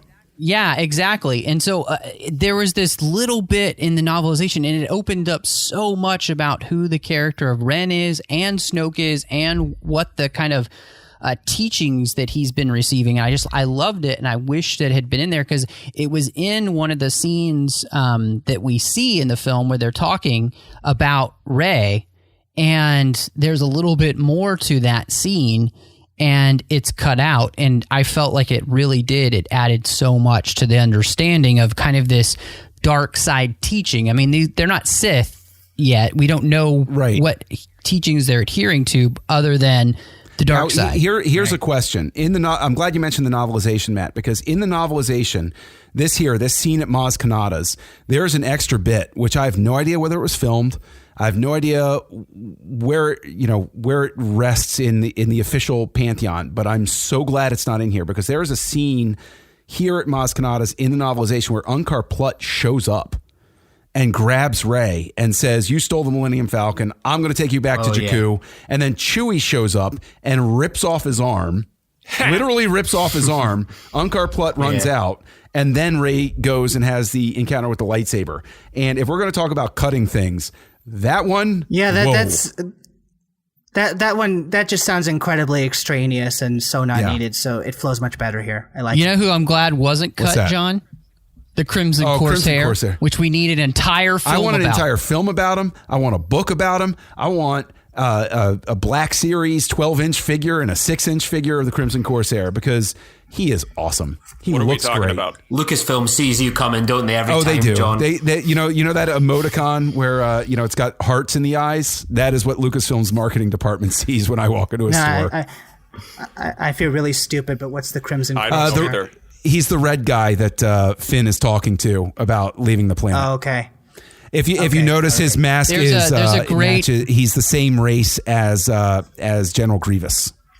Oh. There's a great book about him that was released that John and I covered on the 602. Yeah. So if you want to know about that, check out the Aliens conversation we had. Those books are great. It's a little $2 ebook. It's really worth reading. I'll tell you, this movie really did do wonders for me in the fact that I kind of now want to check out more expanded stuff where I wasn't in that position before. So I'll always be grateful to this film for that. And now you'll be thankful that you have a starting point, because everything was erased beforehand. Exactly. Now, here's a question. I know that Rey's walking down and she's hearing the voice, and for me, in my headcanon, she's not just hearing herself as a child. The first voices I think she hears, because when she touches the saber, she hears a lot of voices from the other side. I believe that she is hearing the voices of the kids that Anakin killed with that saber. I think that is the first hook for her. Ooh. You mean younglings? Wait, is this like almost like a Horcrux? It's holding the souls, the people it's killed. Well, I wouldn't be surprised if the Force works like that. John, I think you mean younglings, don't you? Well, that's right. We don't want to be rated R, so we're going to say younglings. Yeah, I hate that cheat. I really do. Yeah, I never did like it either. But is it right that when you hear this is the first steps you're taking, that actually is Ewan McGregor's voice? Yeah. It was originally supposed to be... Senator Palpatine's in here as well. Oh, really? Yes. Yeah. Yeah, he's got someone broke down the audio and Senator Palpatine's mentioned there. Like, I had no idea, and I never saw anyone mention it until someone ripped that audio and did a. It's very hard to hear. I like these little teases like that. You know what? I'm okay with them not filling in all the plot points and maybe plot holes that existed in this film, only because in leading up to this film, I rewatched the films and especially the original trilogy, and trying to go back and watch episode 4 without any of the knowledge of what comes after is hard to do, but I tried to do that. And the storytelling in episode 4 is very, very surface level, is very efficient. Most of the exposition is given on the fly, on the fly for a 70s film, where it's kind of different here that this is a 2010s film, but it's given on the fly. And I really don't think that the universe got quote unquote deep and stuff until Empire, when you have the stuff with Yoda and you have the characters really turning inward. So I'm okay with them doing the surface level stuff here, because I have faith that, how do you pronounce his name? Is it Ryan or Rian Johnson? Ryan is going Ryan to. Johnson. It's Ryan. That he's going to force the characters much like an Empire. And I'm not saying it's going to be an Empire ripoff. I'm not saying that, but that he's going to force the characters to turn inward, and we're going to get more of the stuff filled in. So I'm okay with the surface level in this movie. And stuff like this where you're like, oh, how did you get the lightsaber? Oh, that's a story for another time. Yeah, that's fine. I don't need everything kind of answered. If it want to mention it in a book, then we've just talked about before, the book complements the film, that I don't need everything kind of filled in and colored in. Just make the good film first, and if you want to expand on things in a book, EU, then that all works. That, or the next try not film. to tread on everyone's footsteps. Did I read correctly, or did I hear this correctly, that the dream sequence, there was a lot of elements in the dream sequence that Rian Johnson asked specifically for JJ to put in? Am I alone in hearing that? I didn't hear that it was Rian Johnson in specific. The only thing I ever heard was that Abrams said that there were things, and I didn't hear him name the sequence in specific, but he said there were things that Johnson asked for that he put into the movie to tie in. And I also know that Rian Johnson, according to what I read, was actually there for the ending of the film when she gets to Luke, that he was actually there on set with Abrams. So it's sort of like a co-directed ending. Well, I think they filmed extra footage. I think they filmed while they were there. They filmed isn't that what they used for the episode 8 quote unquote teasers, the extra footage? Yeah, they went back to Ireland and filmed I think it would have made a lot of sense just to film it right then and there. I mean, you have the crew up there because they had to take everything up by hand up those steps. Mm-hmm. So well, and one of the interesting things too is that there's been some talk about them kind of reworking the script for episode 8 because they didn't know exactly how popular these new characters were going to be, and that they are reworking the script to be more focused on them than anybody else knew that they're really going to add. So I thought that was a really interesting thing, that these characters are so iconic now already in Star Wars that they reworking things to just make sure that we're getting more of them, which is great to me. No, was that actually confirmed that actually happened? Because I knew that was a rumor, but does that have some substance behind it, that they reworked the script to include more of them? I don't know that it's been directly I've read it on a few sites confirmed, but there have been a few. But the thing is, I actually want to, if we can just draw attention to Hux here. I love this speech. I know a lot of people that don't. I love this speech because I think that there's actually world building going on in the speech. I love the way that he delivers it. Truly. I mean, come on. The Empire is always supposed to be like the Nazi allegory, and it's like this. Right, totally and this is one of Hitler's speeches. It's fine. But what I want to say is that what makes me laugh is that my kids chuckle at it because they don't understand what it's going for. They just see him like completely unhinged.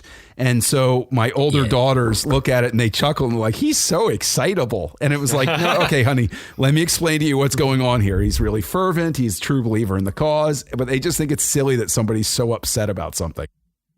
No, but I mean, it's so awkward when you visit the UK and like, Mommy, Daddy, why is that man over there not wanting to blow up a planet? And it's just, I love it. It's one of my favorite scenes, and just how passionate he is. I mean, I think it works because obviously the biggest parallel to the Empire, First Order, what have you, is the Nazis. And, not to make any distasteful comparisons, but you watch some of those speeches that Hitler gave, and he's doing the same over the topness. He's delivering it with the same fervor. Goebbels and Goering did the same thing. They were yeah. Now I want to ask the Jedi Masters a question here. This is one of the things that's kind of bugged me about probably the bugged movie. us too. I feel like it's kind of Maz brought it up earlier that we had the Sith, the Empire, and now the First Order. Do you feel like the First Order, it was a bit of a lazy choice that, it's kind of pretty much the same thing, that even though the Empire fell, it's kind of the same thing again, that it's like replaced with like for like, that, I have no problem really with the First Order in this movie, but the idea that it's pretty much the same as we had before, just pretty much with a rebrand and some new leadership, that there's nothing much different with what we've had 30 years ago. What was the kind of reason behind going with something that's so similar to what we've already had? My question is, and I know that this was explored in the original EU, but I wouldn't think that because maybe the Emperor and Darth Vader die, does the Empire collapse in on itself the next day? Do they go underground? Do they reform? I mean, who knows what would have happened? And I know that was something that the old books answered, and so it's maybe something that this new canon can tackle. But personally, I don't think that the Empire just collapses. Right. I agree with that. I actually like the choice.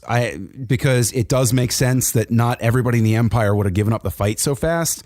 I mean, there were legends for many, many years that after World War II ended, there were Japanese soldiers that were on islands in the Pacific that didn't know the war had ended. The boys in Brazil as well. And Abrams specifically drew that allusion when he was talking about the run up to the film, where he said the idea is the Nazis that ran away, what would have happened if they'd reorganized and gotten their act together and tried to do this again?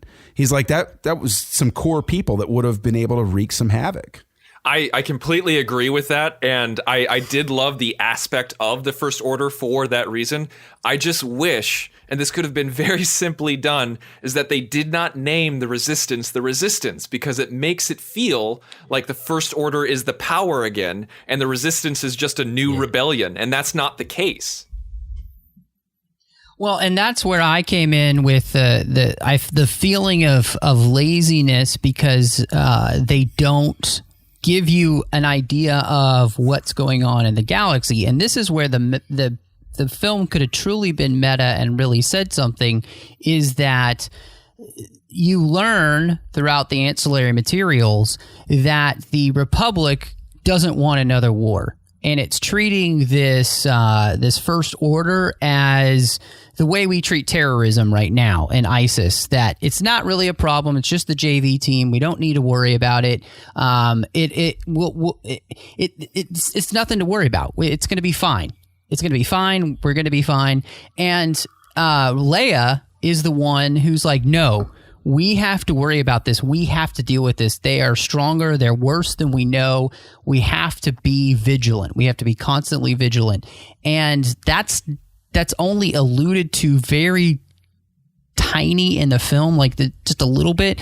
But if they had expounded on that like they had in the ancillary materials, I think it really would have added something, because that makes this film have something really important to say. And it makes so much more sense for the Resistance and why it's there, why it's called the Resistance, because it's a thing which the Republic itself is kind of funding, but also at the same time saying like, oh, we disavow these guys so they can have their cake and eat it too. And it makes so much better sense, and it makes it so much more important for the galaxy.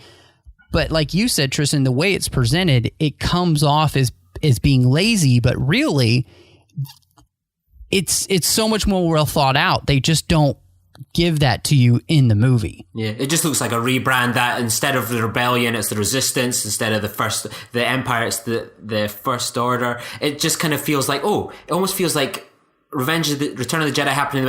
We kind of want to still play with those toys.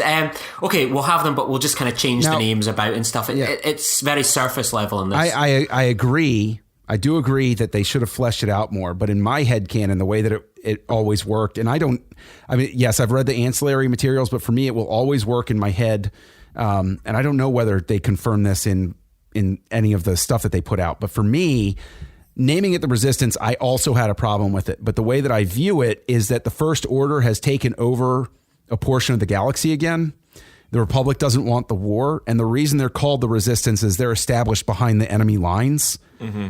You know, like they're the part of France that kept fighting. And so like, but that's all headcanon type of stuff. All to say, like, that's how I got to an acceptance of it. But I do agree that I think we all agree that more fleshing out did need to happen with sort of the world building here. Now, John and Rushing, I have a question for you. Just a real quick going back. We see Finn activate the lightsaber, and he hits a button at the top. I always thought that it... Yeah, that's not the right spot. It is on the toy. It is on the toy. Oh. But they're wrong. The activator is on the Force FX lightsaber I have hanging up in my room right here. It's the top button. That's the activator. Really? Yep. They got it wrong too. Hey man, I don't take it up with Force FX. I'm just saying, like, if you look at any of the materials, like they tell you the activator is the long rectangle on the side. Maybe the long rectangle is the activator, but it's like when I use power tools in the yard right. Yeah. No, you have like a lock button on the weed eater so you don't cut your legs off or anything like that, or on a chainsaw like you have because any of the diagrams it tells you that controls that little like round bit at the top controls the length of the blade. Well, okay. But I mean, for me, I'll just look at it. I'll be like, you know what? That's the safety lock. You need to press both. I like that. So like, his left hand was hitting the activator and his right hand was unlocking it. I like that. Okay. Headcanon accepted. Yes. Like victory. One of my favorite parts of this scene is the March of the Resistance theme. And I think this soundtrack, and it took me a few listens to really appreciate it, is very underwritten in the Star Wars universe. Like for me, it's pound for pound the most consistent from minute one to the end since Empire. I just think there's so many great themes, and I think it complements the film very well. I think that while I really loved the soundtracks for the prequels, I think that was more for some of the standout songs, where I feel this is more consistent. It complements the film throughout, and it just seems to have got this unfair reputation that it's pretty minor Star Wars soundtrack compared to say the Phantom Menace, Empire, all these sorts of things. I think it's well up there with the very best. I agree with you that it's a more restrained soundtrack. I didn't love it at first, but I think I've come around to your point of view on it, that it's more restrained than we're used to getting from Williams. Williams's music typically drives the story so that like you could turn the dialogue off and just listen to the music, and you know, like a silent film. Whereas I think that in this case, it does in fact work more as a complement. Like it's a part of the soundtrack, not the only soundtrack. Yeah, like I've been privileged enough to hear a few of the tracks from this live, and hearing Rey's theme, March of the Resistance, the X-Wing theme songs really live. I mean, it's up there with some of the best Williams, I think, for like, I don't know about you, but it's been 4 or 5 months now, and I'm still humming Rey's theme, just like I'm in the shower. And it's stuck in there. I've actually fallen in love with Kylo Ren's theme. I do really like it because it is, in a sense, like his character. It's evocative of Vader, but not quite measuring up. And that's where I think the character is. And so I do think it's a good compliment. And I need to get this soundtrack because I haven't listened to these nuances yet, because when the film first came out, I liked the soundtrack, but like Lee said, there's no Duel of the Fates. There's no the asteroid field. There's on the first viewing, there seemed to be no standout track, but maybe I just need to listen to it more closely because I love the things that you guys are describing. I would love to give Matt Rushing an opportunity actually to expound on exactly how much he loves the Rebel transport that Leia comes walking out. It is the ugliest, most god-awful ship I've ever seen in Star Wars. Again, the ship design here is so utterly lazy. They're not giving us anything iconic except for Kylo Ren's shuttle, which is like. terrible. So, that is the wrong opinion to have. Shame on you. I love that shuttle. I'm going to aggressively challenge the masters here. I actually have no problems at all with the ships in Neither Force do I. Awakens. And I was thinking about this the other day, that I've heard that the criticism you guys have said, and I think you are quite spot on. There's nothing really about them. But in the grand scheme of things, it's been 30 years since Jedi.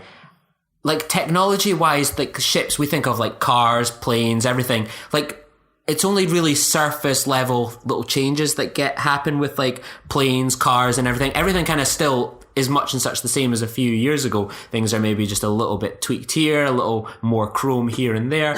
And this is 30 years though. Yeah, but I don't think in the grand years. scheme of things that things would have changed that much. When I think of cars maybe 30 years ago, it's not the biggest of difference. Maybe it's just a little bit leaner, but the same kind of functions are there. When I look at, say, the First Order battleship, it's only just somewhat different than, an Empire ship, and the X-Wings aren't greatly different, just like a car isn't greatly different. Maybe 50 years it'll be different, but I think it is keeping in the tradition of it's only 30 years. How much would things have drastically changed in a time of kind of... John is going to explode. No, I want to say, I want to qualify it as saying the transport ship that Leia gets revealed on is the only one that I hate, that I actually hate as a design. I will say that I wanted to see... Looks like a bread bin, doesn't it? I wanted to see a little more variance in the fighter designs, but I get what they were going for. Okay, fine. And stuff like that. But in terms of speaking to you about, you're talking about cars and everything. Let me move it over to the Bond franchise. It's like we've gone from a universe that was giving us Aston Martins, and in a sense, some of the ship design here is like getting a Prius. And it's like, oh, well, okay, well, I like the Aston Martin better. I mean, and I think that speaks to sort of Rushing and me being, sort of the prequel fans that we are, is that in each one of those, there was some really exciting design ground that was broken with each movie. And, so I mean, I think it's a fair sort of complaint as a longtime fan, but I don't hate the ship designs. I have to sort of retcon it, put the headcanon in that much like the Empire, things have been stagnant. Luke leaving has sort of frozen the galaxy. And so nobody's broken out. Like, if they intended it, or even if they didn't intend it, the way I come to peace with it is to say, well, this is indicative of the fact that the galaxy is in a state of stasis. Nothing has progressed because people are still stuck in the same conflict because Luke left, because the heroes left the galaxy. And that's just my 2 cents.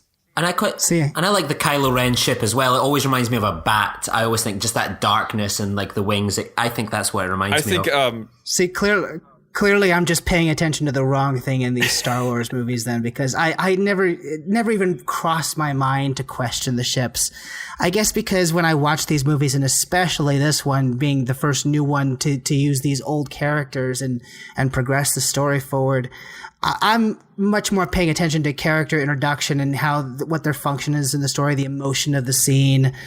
To me, the ships and everything, they're cool, but to me, they're window dressing. And I mean, the way I felt about the prequels is like you could have the coolest window dressing that you could possibly have, but if the characters and story aren't there, which for me in the prequels they weren't, all the flashiness is not going to make me like the universe more. Well, I mean, so given the choice, I hear what you guys are saying, and I'm not trying to make it sound like I'm invalidating what you guys are saying. I'm just, for me, it's just, if the characters are there and the story is good, that's what I'm looking for in these films, because I really do love these characters. That feels a little bit like a simplification. We're not saying that because of a lack of ship design, like it's not a good movie and that the characters aren't good. I mean, that's not. I didn't think you were saying that either. I'm just saying that I was so tuned out of those things that I wasn't even paying attention to them, because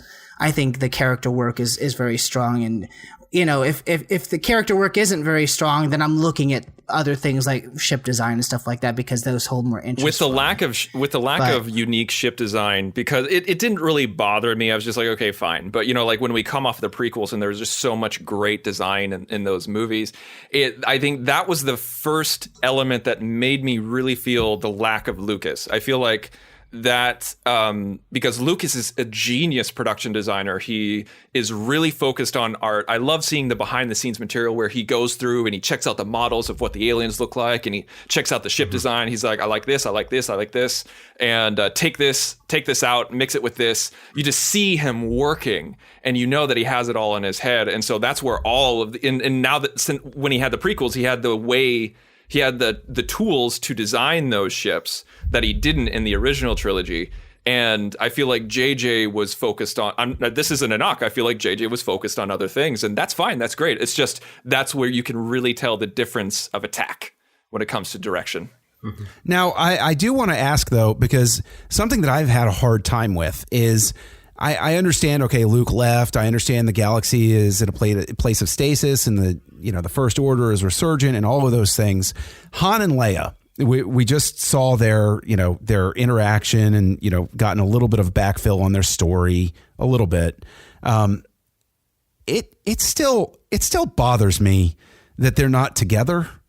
Like, does anybody else feel like that was forced as opposed to being an organic choice? I mean, I don't like the idea that Han and Leia being together at the end of Return of the Jedi feels like a victory. It shows that people from different worlds can make it work. They can respect each other's differences and still fall in love and make things work. And then to suddenly be like, oh, nope, they left each other and that's it. I'll give you my headcanon. I disagree. See, I disagree in the sense that I think it helps me. It helped me identify with the characters more, only because I like how, and I hate using this cliche term, but how real life it is that, sometimes happily ever after isn't exactly happily ever after. I like seeing this couple have problems. It makes them feel more human to me, even though I know they're now, John, but it complements what we've got as well with the universe, that we saw the end of Jedi, and we were all kids of the Return of the Jedi generation. We thought, that's it, that's over, it ends there. Everything ends happily ever after. We've got the cast photo at the end. And just like the universe, everything else, it wasn't happily ever after. And none of us can probably relate to what it must be like to have your son be a genocidal maniac and go away, and what that can do to a relationship. And the fact that they didn't remain as a couple didn't bother me, but I like that there's still something there, that there's still that love for each other, that they don't need to be together to love each other, to have that hug that they give each other before he heads off to the planet is worth its weight in gold. I don't need them to have a ring on it or anything like that. Like, that's more than enough for me, and I think that's a special moment. You know what it reminds me of, and what it shows me is, again, how good of parents Beru and Owen were to Luke. Yeah. Because apparently Han and Leia are awful parents. They really are. They even admit that they're not good parents. Here, they were not good parents to their son. They weren't there for their son really when he needed them most. Yeah. And so it shows me that they weren't willing to commit what it was needed to really truly raise a family. They were both sold out to other things. Leia was kind of sold out to the politics and couldn't let all of that go. And Han, once everything went south, it's like, I don't know, it just shows me the need for strong parents. Yeah. and good parenting in this galaxy. And it only has happened for Luke. Like, he's the only one. Like, rushing, I think the reason that I'm okay with it, and this is something that John brought up, like, my knee-jerk reaction was exactly what John's was, where it's that's a hollow victory in Return of the Jedi. They need to stay together. They should have been together. And I still feel that way. But the thing is, the reason why I'm okay with it like now is because if you Ben is dead and Kylo's alive. And when you look at several different couples who have gone through the death of a child, they usually don't stay together very, very, very long after that. So I think that's why I'm able to accept it. I still don't like it. Yeah, I still don't like it. But when you have a death of a child, it makes it believable to me. And like I said, Ben is dead in a certain point of view. And then Luke Skywalker in a way is the same, that he's got this new Jedi that are all dead. And what does he do? He runs away. That he's almost like, and you see a lot of that parallel with Han as well, that Star Wars is full, you know, apart from, say, Luke's parents, of bad dads, and and that can maybe tie into, you know, George Lucas, obviously, you know, divorced and, had his family issues as well, and you always read about the prequels where, you know, about what life was like for him after a divorce. Wasn't it Return of the Jedi was quite not long after his divorce? Actually, he was in the process while they were editing Jedi. Yeah, so there always seems to be that idea of parents, like that males are having these problems being parents in the through all the movies. So it seems quite consistent that Anakin, in his attempt to be a really good dad, ended up kind of being corrupted. And then you see it with Han, that they couldn't handle what happened with Ben, and they turned to their different ways. And it does seem very consistent with the prequels and with the original series and with what George Lucas had been trying to do. Yeah, what did you guys think? To speak... I just want to say real quick, but to speak to the idea that Return of the Jedi is supposed to be a high note. And for instance, somebody said earlier, like, you can't watch, Matt Hansen, I think you said earlier, you can't watch the original Star Wars without being informed by the world building. I can't watch Return of the Jedi now and get that same sort of awesome feeling at the end, because now I watch Return of the Jedi and it's like, oh, well, okay, it's good for now. You know, like, it just... But I just want to point out that we completely missed JB007. Daniel Craig. Okay? Just want to point that out. That's true. We did miss Rey getting revenge on James Bond for all of womankind. Yes. That was awesome. And not only that, but you have, and this is my favorite thing about Kylo Ren as a character, is that he really is channeling not Darth Vader, but Anakin. Yes. Yeah. I was going to say, a whiny, petulant brat who throws temper tantrums, and it feels like Anakin. Yeah. Right. That's exactly what Anakin does. It does, but I ended up liking it more just because I liked how unrestrained it felt. Just to see, you know, rage unleashed like that. I really took to that. And what you were describing with bad parents earlier, I agree. And yet I still like it in the sense because I feel like it's keeping with what I know about Han and Leia as characters. Leia they're both very stubborn and strong-willed. And I could see them retreating into their what they know. The guy who voiced Admiral... sorry to cut you off there, Hansen, but the guy who voiced Admiral Akbar died the day that this came out in the States on Blu-ray. Right. Was it now for the one line that he has? Was it the same guy from Jedi that they got back?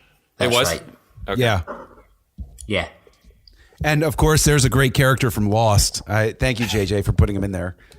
Yeah. My problem with the movie is that I think, like, I love all the new characters. The characters in this are a total knockout of the park. And I've mentioned you many a time, John, when I've talked about this movie with friends, is see if this thing wasn't a Death Star 3.0, that film would get that extra half mark that would make it a 5 for me. Yeah. Like, yeah. do we really need, like, why? Could we not just have it as an enemy base? Simple as that. It's, I don't get Rey it. Rey is already there. You don't need another reason to go to the base to go get her. Right. You know, like, you don't need it. And even as someone who unabashedly loves this film and credits it for bringing me back into the Star Wars light, the Starkiller Base is the weakest element. I'll give it that much for sure. It took me a few showings to get over it. That's for sure. But I think I was able to get over it. I'm still not over it. You know what? I'm over it just because what they did around it with the characters and the rest of the story for me was so good that I can forgive a flaw like that. And I know that they're not going to... I'm fairly confident that they're not going to fall back on that trope again. Did anyone find out why they digitally removed her hair braid? Did anyone find that out? Nope. No, yeah, she... Did they digitally remove her hair braid? Yeah, because when you see the behind the scenes footage, when they filmed this scene, she has a hair braid and it's really long and kind of awkward. and she does look better here. And they digitally removed it afterwards because I know that some people say like, oh, it could have just been reshoots and then they tied it up later. But the thing is that in the behind the scenes footage, they cut it back to back. It's the exact same performance. It's the exact same take. And they also digitally smoothed her face and they digitally removed her braid. And I was just wondering if anybody knew why. No. Well, they did a lot of work with both Han and Leia with some digital augmentation for both of them. I know. So and that's part of filmmaking these days. It didn't really come through on Ford at all. No, but they did the work. Believe me.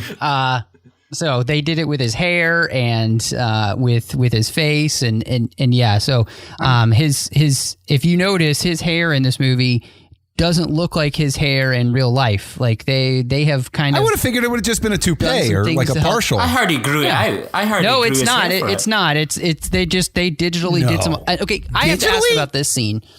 So. Yeah, they did. I would have figured they would have just given him like a Ted Danson rug. Because I read an interview with him. He said, "I just started growing my hair as soon as possible." But I do want to ask about this scene real quick because there's this whole idea of like approaching a planet at light speed. Okay, I understand that Star Wars has no physics that makes sense, but this makes absolutely no sense whatsoever. The fact that you could react fast enough to pull out of light speed and not just crash into a planet doesn't make any sense. I don't care if it's on freaking Solo. Doesn't matter. It's just like when Sulu counted down. He's like 3, 2, 1, and he pulls the lever, and you're like, you're traveling at warp speed. Going 3, 2, 1 is not good enough. Well, okay. Now, but the thing is, they're not literally coming out of light speed, like right next to they're not like coming out in the atmosphere. I mean, to back it up. No, that's exactly what they're coming doing. out inside. He even says that's what they're inside doing. the shield. He says that's the only way to get. He says through the shield is the shield just at the top of the troposphere, or is it extended out from Starkiller Base? Is it just at the very top layer of the atmosphere? Even that difference doesn't makes make a load of difference because you have an extra half second of response time. I don't know what we're yelling about. All you nerds really need to take a chill pill. Seriously. No, I'm down with you, Hansen. I don't have a problem with it. No, I'm with you too, John. And you know what? I honestly don't care about the physics. This man is about to die.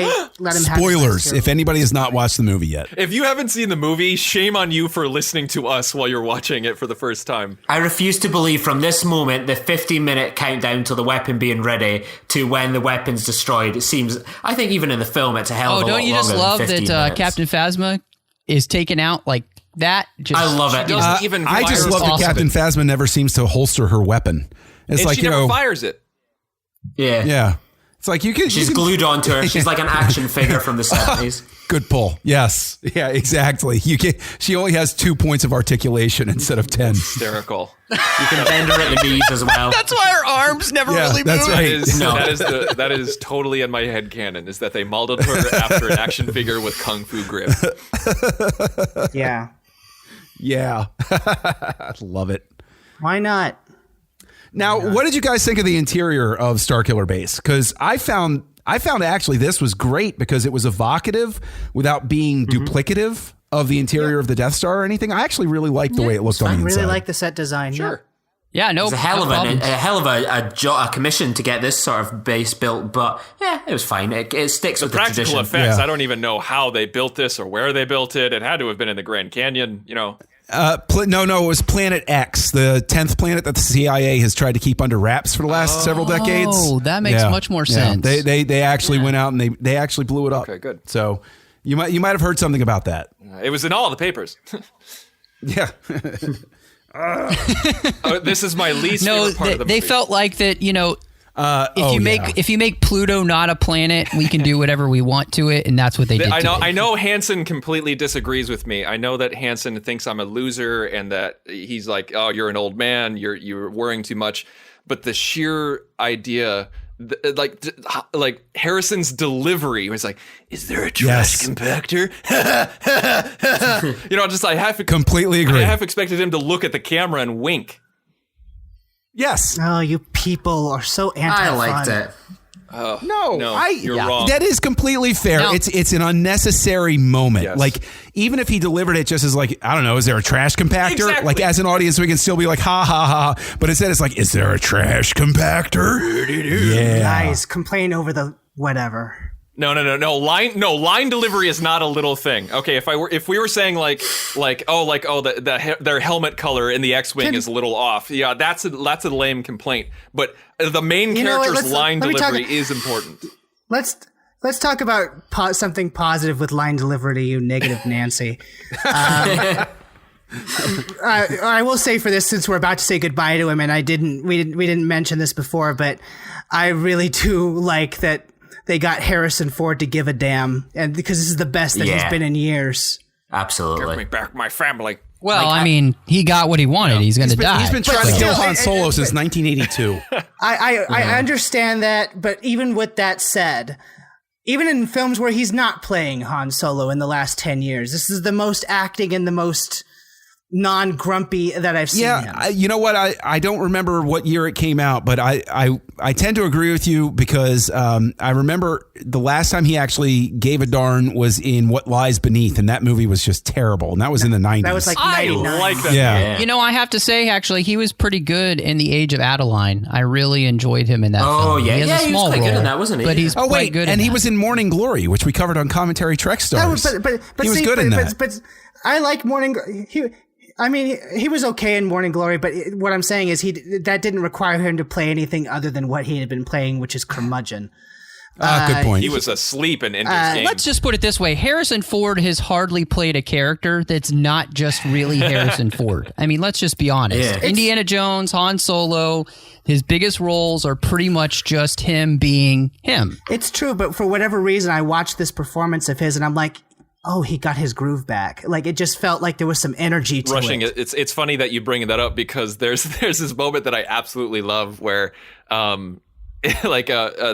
Oscar Isaac goes up to Harrison Ford and he says, he's like, okay, so I'm in the cockpit today. Is there any, like, you're a pilot in real life. Is there any tricks or tips that you can give me? And Harrison Ford's reaction was, well, it's in space and it's all fake, so there's that.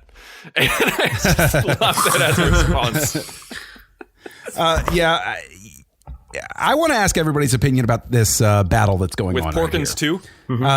Yeah. Well, no. So somebody actually brought up helmets a minute ago. I think it was you, Tristan. I actually was so relieved. And okay, here's my real nerdy part coming out and all the design stuff.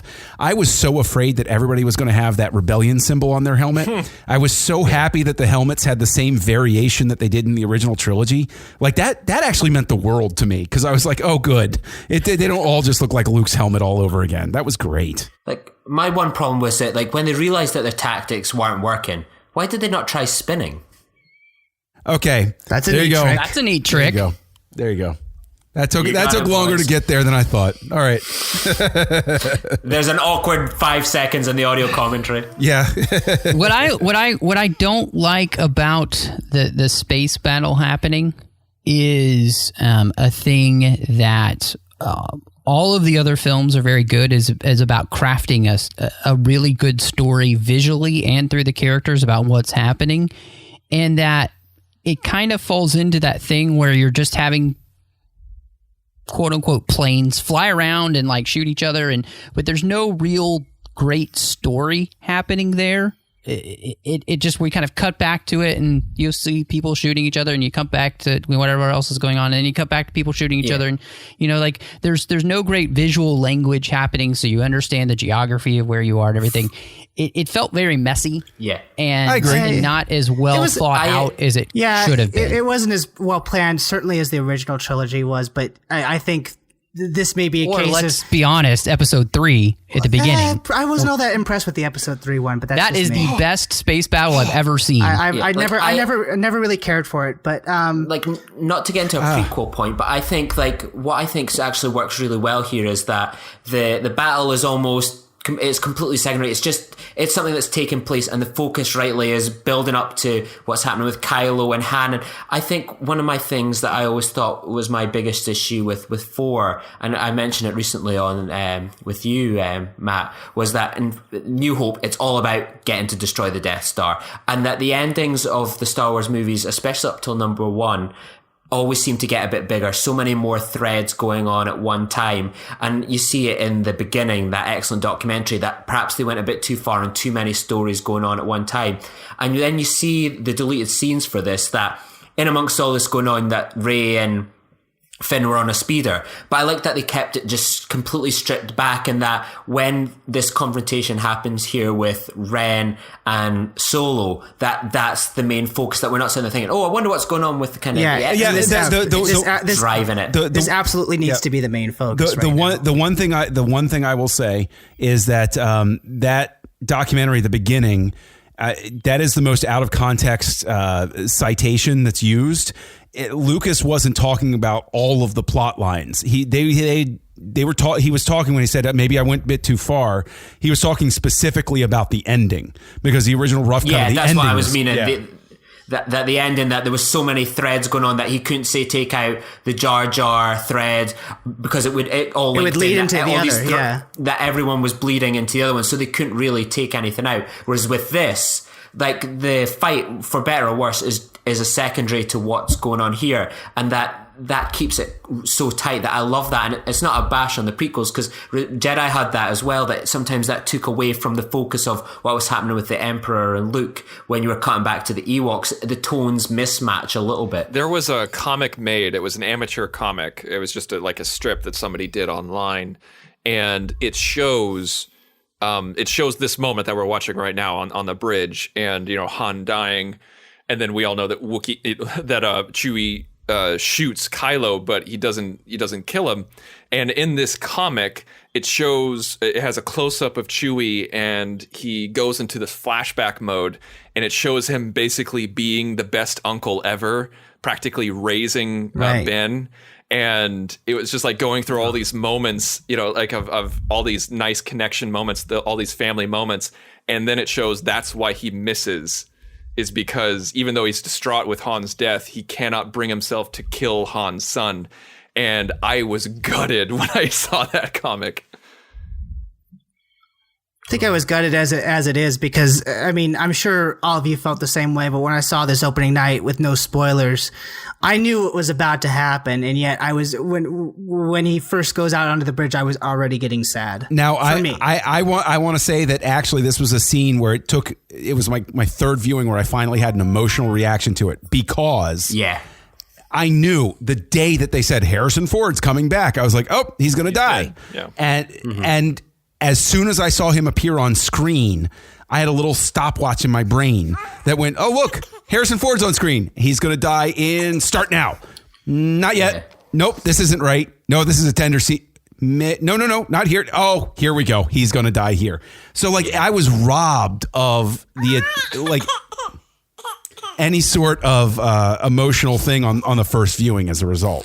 Sorry, that's not John's baby crying. That's me. I can't handle the scene too much.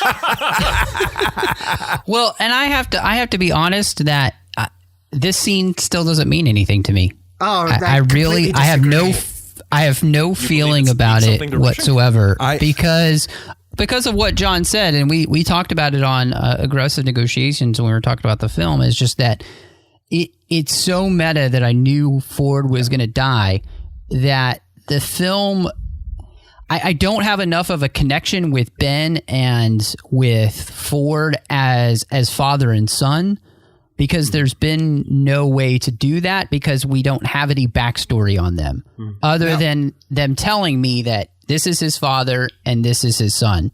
And it's well acted. The scene is good in that sense, but the emotional reaction that they want me to have, I don't have. I just, it's still not here as I'm watching the film right now. Got Russian is like, for me, you, everyone, is that we've got so much baggage we bring into these movies that when we sit down and watch them, we're like, I can see where this is going to head, that we've got all this knowledge, and it makes it harder for us to just throw ourselves into the movie like any Tom, Dick and Harry. we're in it as much as anyone. So it's harder to have that impact that, say, watching Star Wars for the first time as a kid and like, wow, this is what happens. And, or like when Anakin perhaps becomes Darth Vader, if you're a young kid and you grow up in the prequels, wow, I can't believe this happened. That's rarely ever going to be there for us in franchise movies. But that's a good point, Lee, because, and I like that you brought up the whole Anakin thing, because when he and Obi-Wan have the fight and the delivery of the lines by Ewan McGregor, to me, always get me. Like there's the way that scene plays out really plays really well. But the one thing I'll throw in, and this was something I brought up on Aggressive Negotiations with you, Matt, is the thing that finally made it click for me beyond seeing it with my kids and like suddenly like sort of getting the level that they were going for there, is the fact that Harrison Ford, whoever came up with the stage business of him touching Kylo's face tenderly, even though he's been killed. Like, even though his son has betrayed him at the most fundamental level, his gesture is, I still love you. I still forgive you. And there's this whole subtext of the scene of he's doing something that he should have done 10 years ago of showing real affection to his son. And now that he realizes it's too late, it's in that dying moment of, geez, this is nuts. Yeah. You know, like, and that just works for me. Hansen, you brought up a point long ago when we first talked about it that I think really resonated with me, and Rushing, maybe this can help you. And Lee just echoed this, is that, you know, like you talked about baggage that we bring in. Hansen, you talked about how a kid who was as young as we were when we first saw Star Wars is not going to have that baggage. You know, a kid is going to be able to watch this movie after just watching the first 6 and just be blown away because they don't know about Harrison Ford wanting to be out since 1982. They were born in 2000, you know, like not even, you know, and so it's just, that helped me. Hansen, when you told me that helped me a lot, because Rushing, I completely agree with you that like we needed to see more of father and son in order to get that emotional connection. I feel like Han Solo dying was just not enough for me to weep. But the idea that kids out there will weep because he's gone, I think that kind of makes it okay in my mind. Yeah. Oh, yeah, definitely. And I completely agree. And that's why I brought up myself. It's because of the meta knowledge that still doesn't work for me. I don't know. And there's nothing I can do about that. But even because I had that meta knowledge too, I knew that he wanted to die back in Jedi. But I love that it hits himself. I think it's all about the way that the stuff is presented and the way the characters are, because that moment that you talk about in episode 3, that's where I feel nothing. Because I don't like Obi-Wan's character in the prequels. I really don't like Anakin Skywalker. So when that stuff happens, I really don't feel anything because I have no emotional connection with them as a viewer. What this film for me did very well is that even though I knew Harrison Ford kind of wanted to shed the whole Han Solo persona, is his performance and his commitment in this film, added to the fact of what they gave his character to do, really reminded me how much I love the character. And watching the films before this reminded me, actually, we did this before we saw this movie, Tristan. When we did our show on Senate Floor, I said to you, I actually rediscovered he's probably my favorite character in Star Wars. As a young kid, he was someone that I identified with. Now, there it is. Moment, I'm sorry to interrupt you, Hansen. We have to talk about it. Yeah. That is the best part of the movie, the music, the emotion. I get teary at this part because it's the music cue and just the fact that saber flew. Oh, that moment is real Star Wars. I loved it. I really loved it. Yeah, and I think since I'd say this is the best lightsaber fight since Jedi. I think the first few minutes of the fight in Revenge of the Sith is great, but you see it in the documentary on the episode 3 DVD that they went, you've got the intensity in the first few minutes, but then with it being so long, it's hard to keep that intensity up. Whereas I think with the fight here, that it's so personal and that it's so short that you get that what works so well with the lightsaber fights, especially in 2 and 3 most of all, and even number 1, it may not be the most well choreographed, but there was so much in those fights. You're talking about the original trilogy. People use the lightsaber as an extension of their feelings. And I think that got lost a bit in the prequels. I agree. Here, like, I get that when I see their lightsaber moves and tactics they're using, it's an extension of the personality, and I love this fight so much. And you feel the emotion of it. That's the thing that I never ever felt with the prequels, is that it became too much lightsaber dancing. Yeah, I'm just going to call challenge flag and say that you're wrong, because episode 1 is amazing. Episode 2 is pretty good, and I'm sorry, episode 3 is fantastic. But to me, episode 2 is also the first time where they used, like, they turned out the lights and they had them using those glowing. They used the fluorescent tubes or whatever it was. Yeah, that was awesome. Like, seeing the light play and everything showed the emotional state of how close Anakin was to actually going to the dark side in that moment. Okay, fine, I guess, but it was all about. Don't worry, Matt. They're wrong. Me and you are right on this one. I've got your back, babe. Lee and Hansen. I know what you're saying, and I echo that, because I love this. They went back to the style that you saw in Jedi, where, like Lee, you talked about it. It's an extension of themselves. It's that emotion. It's raw, but I think it makes sense, because if you look at the prequels, these are highly trained Jedi who have spent decades with the saber, and they and I felt the emotion in the prequels for the lightsaber fights, but we needed to see that type of choreography because it makes sense because of people who have been doing nothing but study saber play. And the thing is, though, is that I think somebody equated this where, like, the prequels are like ninja style fighting, and the original trilogy and this is much more like. I just go back to what they said in that DVD that I love that first few minutes of the fight in Revenge of the Sith, when there's that intensity, but then over 45 minutes it can't keep that level going. Whereas this, it focuses on being 5 minutes at most, and the intensity remains so high, and then it stops. And I think that less is more in this case, and I love this look in her face. I will say, though, that the best decision that Abrams made when they did pickup shots was, he said that, he mentioned this in an article, that he didn't have the close-up shots originally of them. This entire saber battle plays completely differently if he doesn't have these close-up shots in it. He said that he went back and fear in his face. Right. That is what makes this lightsaber battle work, is this moment where Rey closes her eyes and, like, you see her totally accept who she's supposed to become. Yes. And like, that is what makes this saber battle work. Yeah, I agree completely. And I think that there's something to be said, like you were saying, Tristan, that there's a rawness to this because these are two raw characters. Yeah. I mean, Ren can barely control himself, and Rey this is the first time she's ever picked up a lightsaber. She's used a staff, so she has some melee weapon idea. No, Tristan, but this is so raw because they're two people who aren't very good at what they're doing, and I like that, and I like that it has this feel, and it makes so much sense, and it works here because it is about these two characters battling, and what I also like is there is kind of a darkness to both of them here. Like, Rey, right here, she has the choice. Do I kill him? And I think she would. Luckily, the biggest plot device ever of a planet splitting apart separates them. Which I will also say that the great thing is that Abrams, for whatever other flaws there might be in the movie, having Chewie shoot him, having him injured at the beginning, and then like he does kind of manhandle Finn. You can tell that if he wasn't injured, he would have just destroyed Finn. But Finn softens him up even a little bit. Just even you always have a puncher's chance. Like otherwise, Buster Douglas doesn't beat Mike Tyson. So you always have a puncher's chance to get a shot in.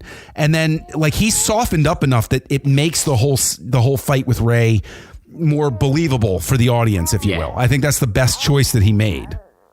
Yeah, definitely. Yeah, And Tristan, I completely accept your explanation of why the lightsaber battles feel different in the prequels versus here in the original trilogy. I will say though that people who are absolutely in control that fight the way that they do in the prequels, it makes sense in universe. I find it profoundly less interesting. Okay. Because I don't find that the same sense of when you introduce passion into something and you introduce rage like there is here and there is in the original trilogy, I feel for the characters that that introduces a greater sense of danger, because when someone is taken over by rage or passion, that leads them to do very intense and crazy things. You mean like when Ewan McGregor was taken over by rage when he destroyed Darth Maul? I mean, that's the only interesting part of the fight for me. Wait, what? Rage? I wouldn't say rage. I mean, hey, okay. Let's not even get into the philosophical debate about the Jedi. But are you hearing? But are you hearing what I'm saying? I'm hearing what you're saying, but I'm not totally hear you. Yeah, I think that. Let me put it this way, Matt. I think that you are so invested in not liking the prequels that you can't see what we're talking about. I will say that though, if you don't like the prequels, it's harder to plug in. I will agree that it's harder to plug into any of the what I would consider the very successful aspects of a movie if you don't like it. Like Nick Gillard said that the lightsaber, even though he choreographed all of the prequel lightsaber battles, he said he likes the one from episode 1. From episode 4 the best, because there's an emotional stake for Obi-Wan and Vader.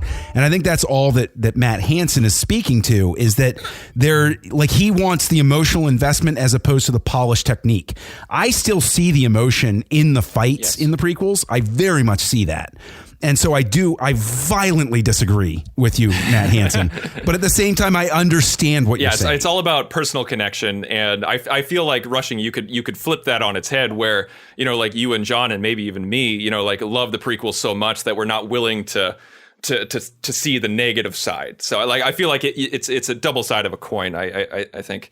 Now we need to bring up, I know this has been talked about online, but the lack of moment between Chewie and Leia, I think, is a huge movie sin. Well, yeah, JJ copped to it. I can almost excuse it as well. You look at Leia and she's almost so focused on Rey that Chewie is almost just kind of just out of eyes, sight and stuff, that she's just so focused on one person. That's my retconning of it. It's poor, but it works. For me, I have to retcon it. I agree it's a poor choice, and I think Matt Rushing, you mentioned this, that JJ copped to it and said if I had it to do over again, I'd do it differently. Like what I retcon it with, my headcanon is that Chewie was so sad, so depressed that he was like, all you MFers just back off. I don't even want to talk to anybody now. That's what I heard from another podcast that was talking about this film. Like that it was just, he was so overcome with depression and grief that he couldn't even bear to face Leia. Because Leia is going to be a reminder of Han, ultimately. Right.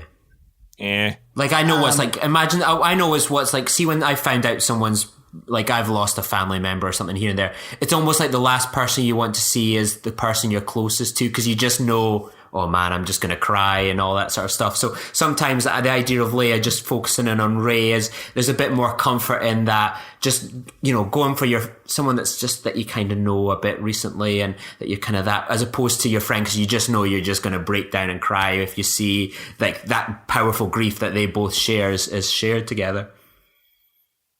Now, did anybody notice that C-3PO had a red arm? I don't feel that they drew enough attention to that. No. One thing that I didn't notice, though, is that at the very end of the movie, that it's gone. Yeah, Lee, I didn't know that until I hate that. I hate that they got rid of the red arm. I think it's because, is he not paying tribute to another robot that was destroyed or something? Was that not in one of the visual dictionaries? But see, that in and of itself kills me, because 3PO has a silver shin, a silver right shin when we first meet him in episode 4. So and that was part of Lucas's whole, aesthetic was they're droids. They get parts replaced. It happens. And so I hate the fact that they even drew attention to it. It should simply be a function of time that sometimes a droid's just got to get something replaced, and that's what it is. So long as you don't... There's some spray paint, then that makes it even better. But sometimes there's not. Yeah. Also, I think that his suit, I might get excoriated for this. Yes, thank you. The suit does not look well formed. I didn't particularly care for it. It looks like fiberglass instead of metal. I agree. I agree. Although the important thing to note is that Furious 6, actually, the Rebel base, I forgot to mention this earlier, is where is a location in Furious 6, the sixth Fast and Furious movie.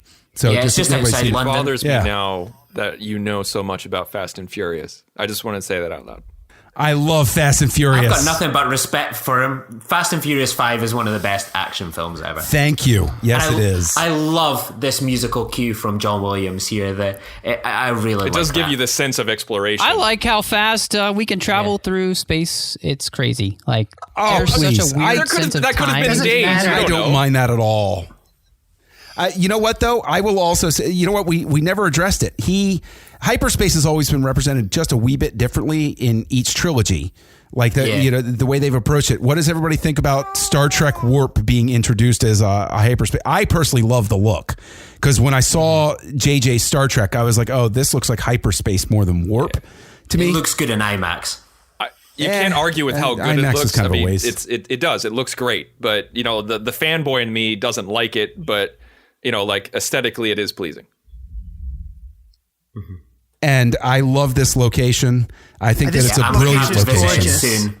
I'm going to have to arrange a trip to Ireland soon. I will even get on a flight to go see this place. I would. And I hate Nerd party meet up at the top of the mountain. You're saying this is Ireland? Wherever this is, it's gorgeous. It's Ireland, yeah. They said in the behind the scenes stuff, this is an old Christian monastery. Wow. This was a retreat. This is Skellig Michael in Ireland, and they got very blessed because there are not many days there is sun there. So they had some days here, it looks like, where it was sunnier than normal. Yeah. So it's gorgeous. I love this. In the footage I've seen from episode 8, there seems to be a fair difference in the weather. Like, it seems so much brighter in episode 8 than we see here. Maybe that's just me. Maybe he's just digitally changing the sky the way Lucas would. Yeah. No. Okay, so Luke, Luke, first appearance, first reactions, go. I wept. I loved it. And you know what? For me, I don't care that he was in the movie for the last few seconds, because what Mark Hamill does here, he does so much with no words. Rushing, what about you? I was speechless. Now, just so you know, this scene at the very end, they digitally remove a tear from his face. I don't know why. It drives me nuts. JJ did not want the tear there, so they asked him to digitally remove it. So I'm not sure what that means. Decision. But if that's the reaction that he has, I think it says maybe too much. This is my daughter. No, I think that the tear would have been great to see. I would have loved it. It would have meant a lot to me, and it probably would have made me not have to take multiple viewings to come to terms with the fact that we're about to close on a helicopter shot, because... Yeah, I don't like the helicopter. I will say with the home release, it works a lot better. That's where I want. Yes, but with this helicopter shot, it works a lot better on a television or iPad screen than it does in a movie theater, because this is like Magnum PI television shot. But I've come to terms with it. All right, that's it. Well, I'm kind of wondering for everyone, now that we're at the credits, and, we've all seen this movie a few times now, and we've obviously all seen it at least probably twice at home. This is my second time to view it for home. Mm-hmm. I'm wondering, do you kind of have a final rating for the film? We've all had this journey with the movie, and I'm kind of wondering where everybody is on the film at this point. So for you, Lee, out of 5, where would you put this on that scale? I'd give it 4.5 out of 5, and I would rank it my 3rd favorite Star Wars movie. I love it. Like, I came out of it opening night. I was lucky enough to see it a day before you guys in America, and I came out and I was like, rub it in. I was so caught up on things like the plot. I was like, I'm not big into the third Death Star. But then I watched it more and more, and I kept going every Sunday because they were giving out free IMAX art cards, so I kept going and going. And you know what? The hardest part of a franchise to do, and it's the biggest struggle that anyone can do, is to make characters that you love, want to spend more time with, to go on adventures. And the original Star Wars trilogy did that so incredibly well. And when I watch these movies, and having a cinema near to my flat has been ideal. Like I was even seeing this movie like a couple of weeks ago, still at the cinema. Like I want to hang out with Rey. I want to hang out with Finn. I want to watch Kylo Ren. I want to see General Hux. I love all these new characters, and I can't appreciate how hard that is a job to make characters like that work. The old characters take care of themselves, but these new characters I love so much, and I cannot wait for more of them in a few years' time. So I give it a 4.5 out of 5. The only thing that stops it getting a 5 is the kind of Starkiller Base stuff. But the hardest part to do is a Stonewall success, and I love it. I love it. What about you, Hansen? Well, I mean, I kind of went on a journey with this film. I loved it the first time I saw it, but I think I was so much more accepting of it than maybe either you guys were or certain other fans, because Star Wars, it was something that I always enjoyed, but it was never a closely knit part of my childhood the way it was for other people. I mentioned this on Senate floor. I actually saw and was much more into Star Trek even before I saw Star Wars for the first time. And Star Wars was something that I enjoyed, but I never really was hardcore into it. And then the prequels came out, and I was a kid then, so I enjoyed them for what they were. But as I got older, I really ended up not caring for them as much. So the passion for me for Star Wars was never that great. And then when I saw this, and when I rewatched the original trilogy leading up to this, I don't want to make a pun. This is not a pun, but it did awaken something within me. That passion came back. And when I saw this film for the first time, and I saw everything that Lee was describing, these are characters that I became invested in. It reminded me why this universe was so iconic in the first place. And it actually, for the first time in years, made me excited at the prospect of new Star Wars. And I will always be forever grateful to J.J. Abrams and to the makers and actors of this film for reigniting that within me and bringing me up to speed with the rest of the world. So I'm also going to give it a 4.5 out of 5. Acknowledging that while it's not a perfect movie, it did so many things for me right that I'm now a Star Wars hardcore. This film made me want to seek out extended universe stuff, which I have never had the desire to do for Star Wars before.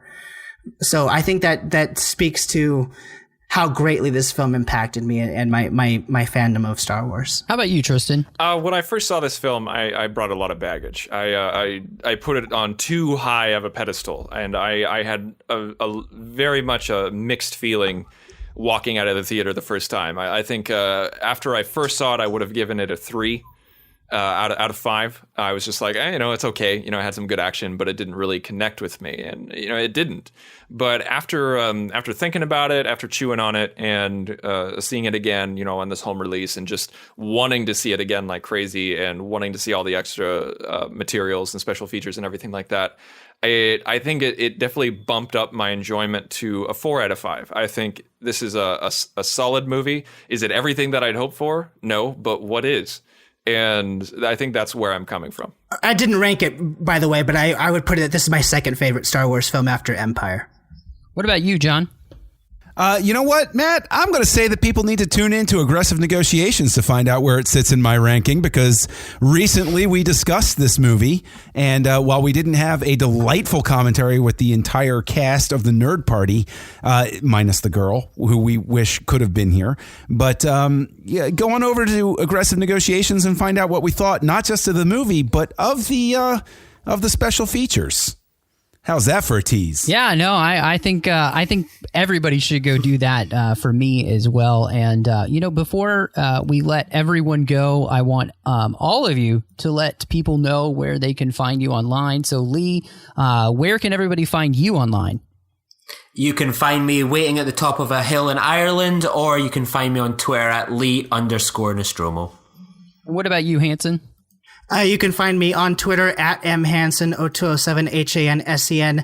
Talk with me about new Star Wars, because I'm into it. I never thought that I'd be going gaga crazy over the Rogue One trailer. If you told me that a year ago, I wouldn't have believed you, but I am. So, come find me on Twitter. We'll talk Star Wars. And Tristan? You can also find me on Twitter at the Insane Robin. That's probably the best way to get a hold of me. That's the best way to contact me. And you can find, just like this podcast, you can find me all over the Nerd Party Network, located at thenerdparty.com. And we have a new Twitter account. You can find us at Join Nerd Party. And that's where you can stay up to date on all of your Nerd Party news. And John, everybody will have heard that your youngest daughter joined us a little bit on the podcast. I'm so glad she was here today. She's adorable. But let everybody know where they can find you. You can find me on Twitter at Kesseljunkie, KESSELJUNKIE. You can find me over on the Trek FM network on Commentary Trek Stars. And you can find me, of course, at Words with Nerds with my buddy Craig. And I think I'm being given the cue to let you know that I'm also on Aggressive Negotiations. Well, you can find me on Twitter at MattRushing02. You can also find me on Trek FM during The Orb with Chris Jones. I'm also doing literary treks there with Dan. We're talking about the books and the comics of Star Trek. I do our General Geek show there. It's called the 602 Club, where we talk about all things geeky. So hopefully you'll join us in all of those places. And John, I only have one thing left to say, and I think that it's time to end negotiations. Matthew, negotiations are closed. Join the revolution. Join the Nerd Party.